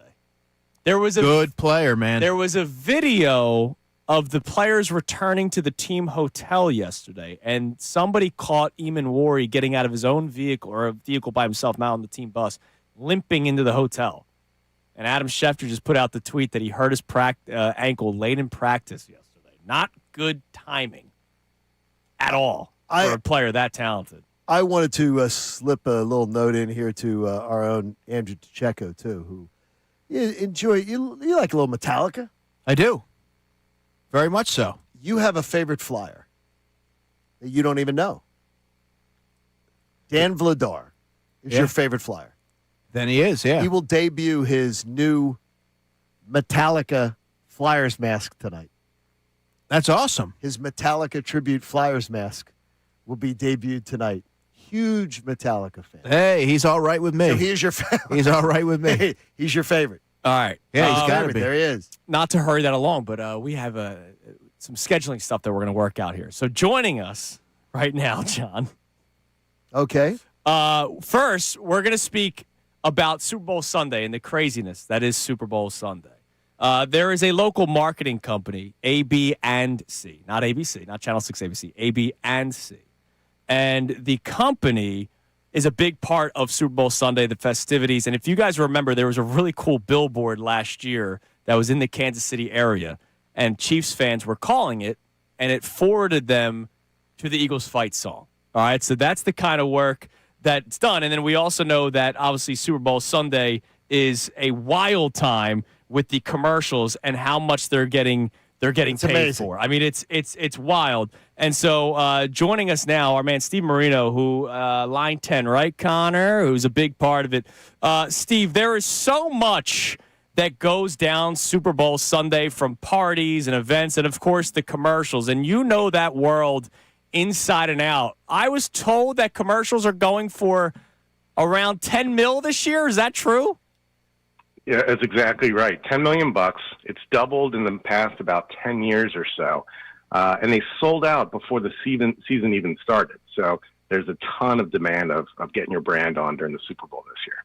Yeah, it is strange, too, because a lot of times you'll hear from people and they'll say, wow, Seattle being in the Super Bowl, that's sort of taken away some of the excitement. And the Patriots, without really a bunch of star quality, that's not as big. But it seems like the demand is still there, right? Yeah, 100%. So, I mean, would you not watch the Super Bowl this year? You know, you're going to watch whoever it is. Like, there are definitely teams that draw in sort of more crowds, and if the Chiefs are in it, you get a whole different demographic. But there's no other event where you can attract 125 million viewers every single year, pretty much guaranteed, no matter who's playing, and that's why the cost is so expensive. Going a little inside baseball here, how long are these commercials in the works? Well, you got to think about it. So the airtime already sold out before the season even started. So, you already knew that you were buying something in August. So you have to be thinking about that probably at the beginning of last year. So it's about a year-long thing. You got to start budgeting for it. The $10 million is just for the airtime. Then you got to figure out how much it's going to cost to produce the spot if you're going to have a bunch of celebrities in it. So we're talking $10, $20 million. If it's a 60-second spot, like there's a lot of 60 seconds, you don't get a discount. It's $20 million. So, it's a lot of companies to be planning about this for the better part of a year. Yeah, so you're talking about the airtime costs. I mean, It's amazing. Do you have an idea of the range of how much a specific person could be paid for in a commercial? I know Bradley Cooper's been a big part of the Uber Eats. Like, what does that guy pull in a range of finances for a commercial that's going to air Super Bowl Sunday? Yeah, and it really truly depends. So like you could have like a one-time engagement. You could be a full-time sponsor like a Bradley Cooper or a Kevin Hart for some of the online gambling sites.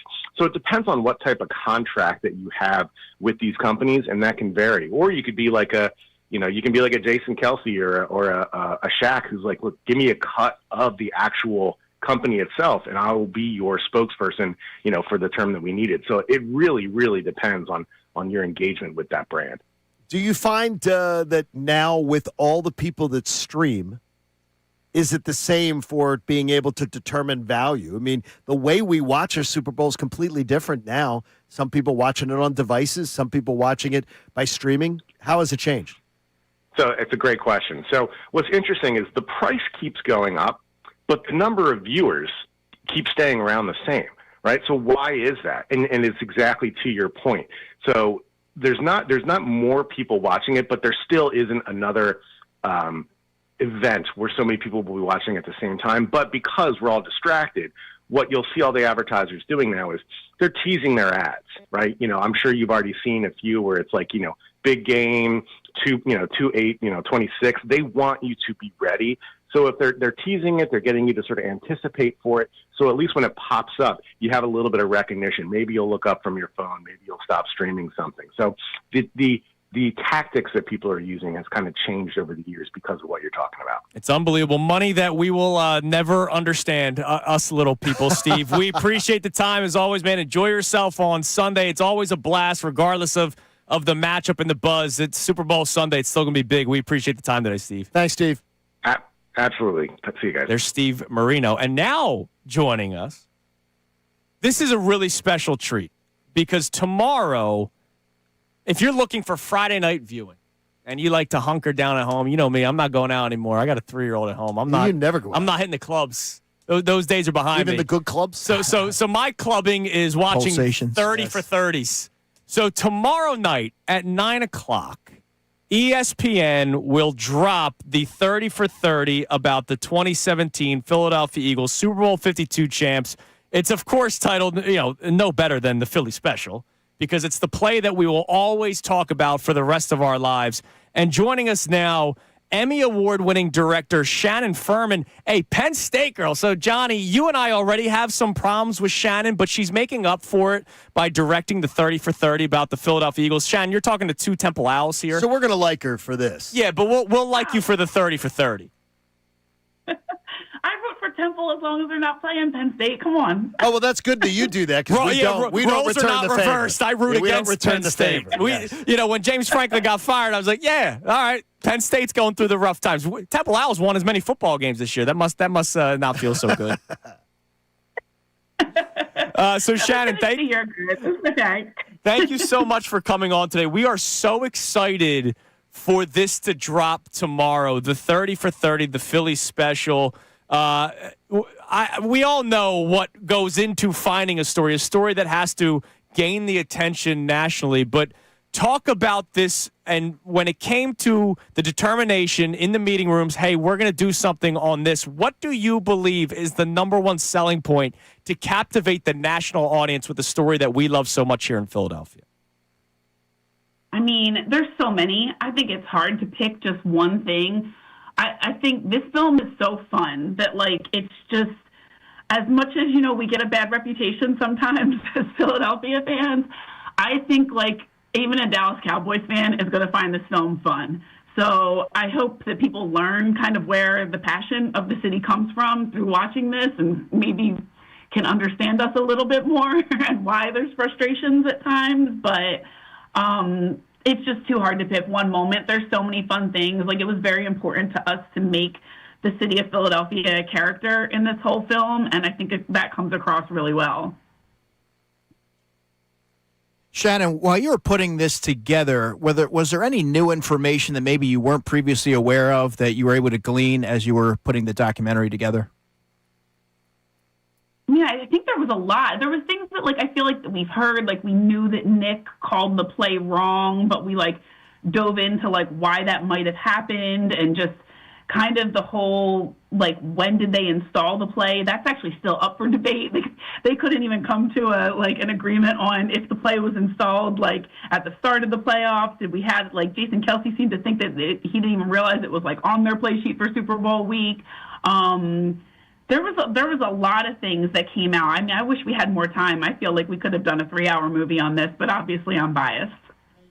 Want people to know, too, this isn't just about the play. This is going to take people through the entire sort of the whole event and all the ramifications of that play and everything that came around that season. Yeah, I mean, we go into the whole season, kind of how they got there, just kind of the whole real life underdog story that was that team and that whole year. I mean, even like Ray Didinger said it best when he talked about how like this was like 1 yard out of there was over 1,000 yards of offense in that game, but like this is the one that's the most remembered. And some of the guys even that were debate was like, even though fans and like people might love this play the most, was it like even the most important play to them winning that Super Bowl? There was another fourth down late in the game that was really important. So we go into all of that. And knowing you, Shannon Furman, the director, Emmy Award-winning director for this upcoming 30 for 30 that we love so much, but you've done great work over the years, including the quarterback series on Netflix, which was great. So really good. You've done great work, so we're really excited about this. So this story, when it comes to like Nick Foles, I think that's where we're going to always go to first, thinking about this team. But there's so many other underdog players. I'm curious, the information that you can give us, because I know you want people to watch it tonight at 9 o'clock, who can you tell us is involved in the 30 for 30 that we will see, speaking at points during the show? Yeah, I mean, we interviewed a lot of people around the city, just kind of like Philadelphia celebrity type people, but we wanted the main focus to be like the 4 guys who touched the ball on the play and the head coach. So we decided very early on to make Doug Peterson, Nick Foles, Corey Clement, Trey Burton, and Jason Kelce the focal point of this whole film. And I mean, their dynamic was awesome. I've watched some of their podcasts this week, and they're talking about how like we were filming them the second they got out of the car, and I was like, well, because you guys were already talking about the play. Like we couldn't miss those moments. It was the first time they had all seen each other in a really long time, so they could have talked about this like for hours, for weeks. Like they just had so much fun, and there was just a lot of catching up that went on. But yeah, those 5 guys are kind of the focal point of the story. Shannon, we can't wait to watch it tonight, or tomorrow, 9 o'clock tomorrow. It's on my DVR already. We're looking forward to it. And I would imagine for you, I don't know, are you an Eagles fan? You went to Penn State. Are you an Eagles fan? I am. All right, so this had to be extra special for you, right? Yeah, I had a guy sitting next to me on a plane recently, saw my book bag, said NFL Films, and he said, like, if you could do your dream project, what would it be? And, I actually had the opportunity this year. I've been to films for 23 years, haven't done a whole lot with the Eagles, but this past season, I was the showrunner for Saquon's documentary that aired on Amazon. Cool. And then I directed in-season Hard Knocks with the Eagles also. And then I got to do this. So it's been pretty wild. I think I probably did all 3 of my dream projects this year. All right, can I ask you a question? And I'm not going to fit. The last scene with Nick Sirianni and Jalen Hurts, I claimed that was staged. Tell me I'm wrong. Tell me I'm wrong. I wish people. You're wrong. You're wrong. I wish people would stage stuff like that for us. It looked I had that kind of power. It looked like the last scene on a Friday on The Young and the Restless. It honestly did. Like the dramatic, like I waited to hear the music and everything like that. I think they both knew the cameras were on them. Can I assume that? Yeah. I mean, they know when they're in the team room and the cameras are on. Yeah. All right. Okay. Yeah. That's all right. Thanks. Shannon, we can't wait for tomorrow. Thanks, We're very excited for it. Knowing your resume and what you've been able to accomplish, we know that this is going to be a great one. Not just for us here in Philadelphia, but across the country that loves the true underdog story and maybe loves just Tom Brady and the Patriots losing. So we appreciate it. Thank you so much for coming on. Thanks, Shannon. Thanks, Shannon. Thanks for having me. There she is. There's Shannon. All right. That's excellent. Sorry, there was some scheduling conflicts. And That's okay. we kept going. So we kept going. It was good. We pivot. We audible at the line of scrimmage. It's perseverance is what it Damn is. right Let's it is. call it what it is. People think we don't work hard around here, huh? That we don't deal with stress? All right, coming up next, some final thoughts on the Jared McCain trade. As we're getting closer We are. to the NBA trade deadline. 3 o'clock. Daryl Morey. 5 hours. Daryl Morey almost has to make a move at this point. Let's expand that next. Kincade Salciunas, 97.5 The Fanatic. Keep it locked into 97.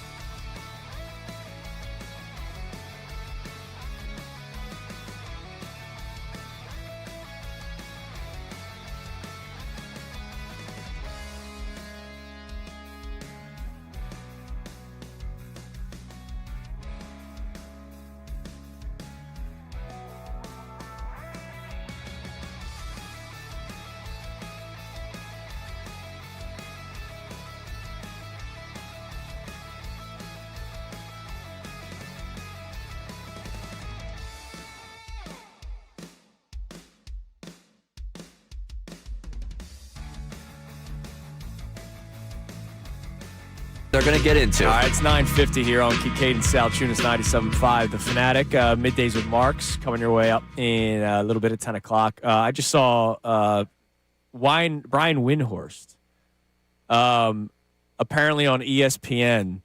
I like Zubats a lot, the center with the Clippers, and the Clippers are, James Harden got traded. He said on ESPN today, if Zubats gets traded, he's going to get traded for more than what Anthony Davis was traded for. That's wild. Because I thought when I saw Zubats was out of the lineup yesterday, I was like, it's interesting. I didn't know he's going to get multiple firsts. There's some guys that he's a good player. There's guys that get traded for a lot. Remember when Rudy Gobert went for like 5 draft picks? That was Timberwolves, man. They're wild. That was a big one, right? I mean, that was like a slew. Yeah, like it made no sense, the trade. I was like, what, 5 first-round picks? Anyways. Crazy. Curious, if you're the Sixers, we always talk about PR. Okay. And how you want good pub, right? You spin things, you do whatever. Do they almost kind of have to make a trade today? No. Please, no. The Eagles, according to Ian Rappaport, made an addition to the coaching staff. They are hiring Ryan Mahaffrey as the run game coordinator and tight ends coach. Okay. From the Green Bay Packers. And he was the former wide receiver coach of the Packers. I think he's the former Packers wide receiver coach. Which means that if he's going to be the tight ends coach, that Jason Michael, who has been here since 2021 under Nick Sirianni as the tight ends coach, will either not be there or be in a different role. What job does Kevin Patullo keep? No, he should be gone already. Senior advisor. No, he can't be there. He can't be Who back, is he advising? He can't be back. If I were Kevin, I would want to. If I were him, I'd want to leave. I would want to leave. I think of it more through his perspective. I would want to leave and go somewhere else. Maybe someone like Frank Reich, who's been a mentor. Maybe someone like Kellen Moore. Maybe there's an opening on his staff. But for his mental health, I would want to leave Philadelphia. Well, he can't be here as a advisor. no one would even know. Because he was in charge last year, and he couldn't run things. Like, they can't have him advising. If I'm Sean Mannion, I don't want him advising anything. He can't be around, man. He should go somewhere else and be a passing game coordinator, because I know everybody liked the concepts in 2022 when the Eagles were airing things out and all that. Oh, God. All right. Oh, boy. All right, so you don't. Gosh. So, all right, prediction time. Do the Sixers make another trade today? Small, minor, head in a box trade. Depth. Yeah. Depth. Depth. Like somebody that does not move the needle. You're not happy tomorrow at 6 a.m. I might not wait. I think you'll I might be not wait underwhelmed. till tomorrow. No, but I mean, I'll text you at 3 o'clock. No, but I mean, you're going to do that. That's good. But I'm talking about tomorrow at the beginning of the show. You're going to say, okay, now you're not as thrilled with the McCain deal. My gut feeling is they don't make another move. That they just leave it be? Yeah, I don't think there's anything else coming. And they're saving this draft pick to use it. To use it either to select a player or to make a trade in the offseason. Yep. And then everybody that's upset has every right to be upset at this point. It's just, I feel like he might be a little underwhelmed tomorrow, but I do believe they'll do something. All right. Look, they need another backup big. They need No, I think it's a need. Like so a Dembona stinks. But I think it's going to be harshly. He's not good. For what? What do you need another backup big for? What do you? Because I take the McCain trade and getting under that tax and getting picks is saying we're not winning this year. Right. This is where we're at. That's what I take it as too. Yeah, I don't think they're doing anything to, unless there's how do you sell to your locker room? And Bede literally last week saying, the organization's been doing this the last couple of years. I would say, Joel, there's been a lot of times where we were counting on you and you didn't come through for us, so please zip it. That's what I would say to him. I don't know if I'd say it like that, but behind closed doors, I certainly would. I'd say we're paying behind closed doors. Behind closed door, I think that's exactly how I would. But I'd probably say, Joe, Paul, you guys are both under contract for next year. So is Maxey. So are a lot of these guys. We have a lot of lockdown players because of the way we've rebuilt this thing. So next year's your shot. Yep. Yeah. All right. Well, they weren't winning this year anyway, and a title. And I still think the playoffs is going to be fun. I think it could be fun. Yeah, you're really selling us there. No, I think the playoffs could be fun. I think I'm anxious to watch this team healthy, when Prescription Paul comes back off of his, his mental health mix-up, when he comes back, I'm really interested to see what happens. Hopefully his mind is in the right place. All right, well, we'll see. Trade deadline, 3 o'clock. Prayers up. Listening to Unfiltered, 3 o'clock trade deadline. Everybody have a great rest of your day. We're back at it tomorrow here in The Fanatic. Now,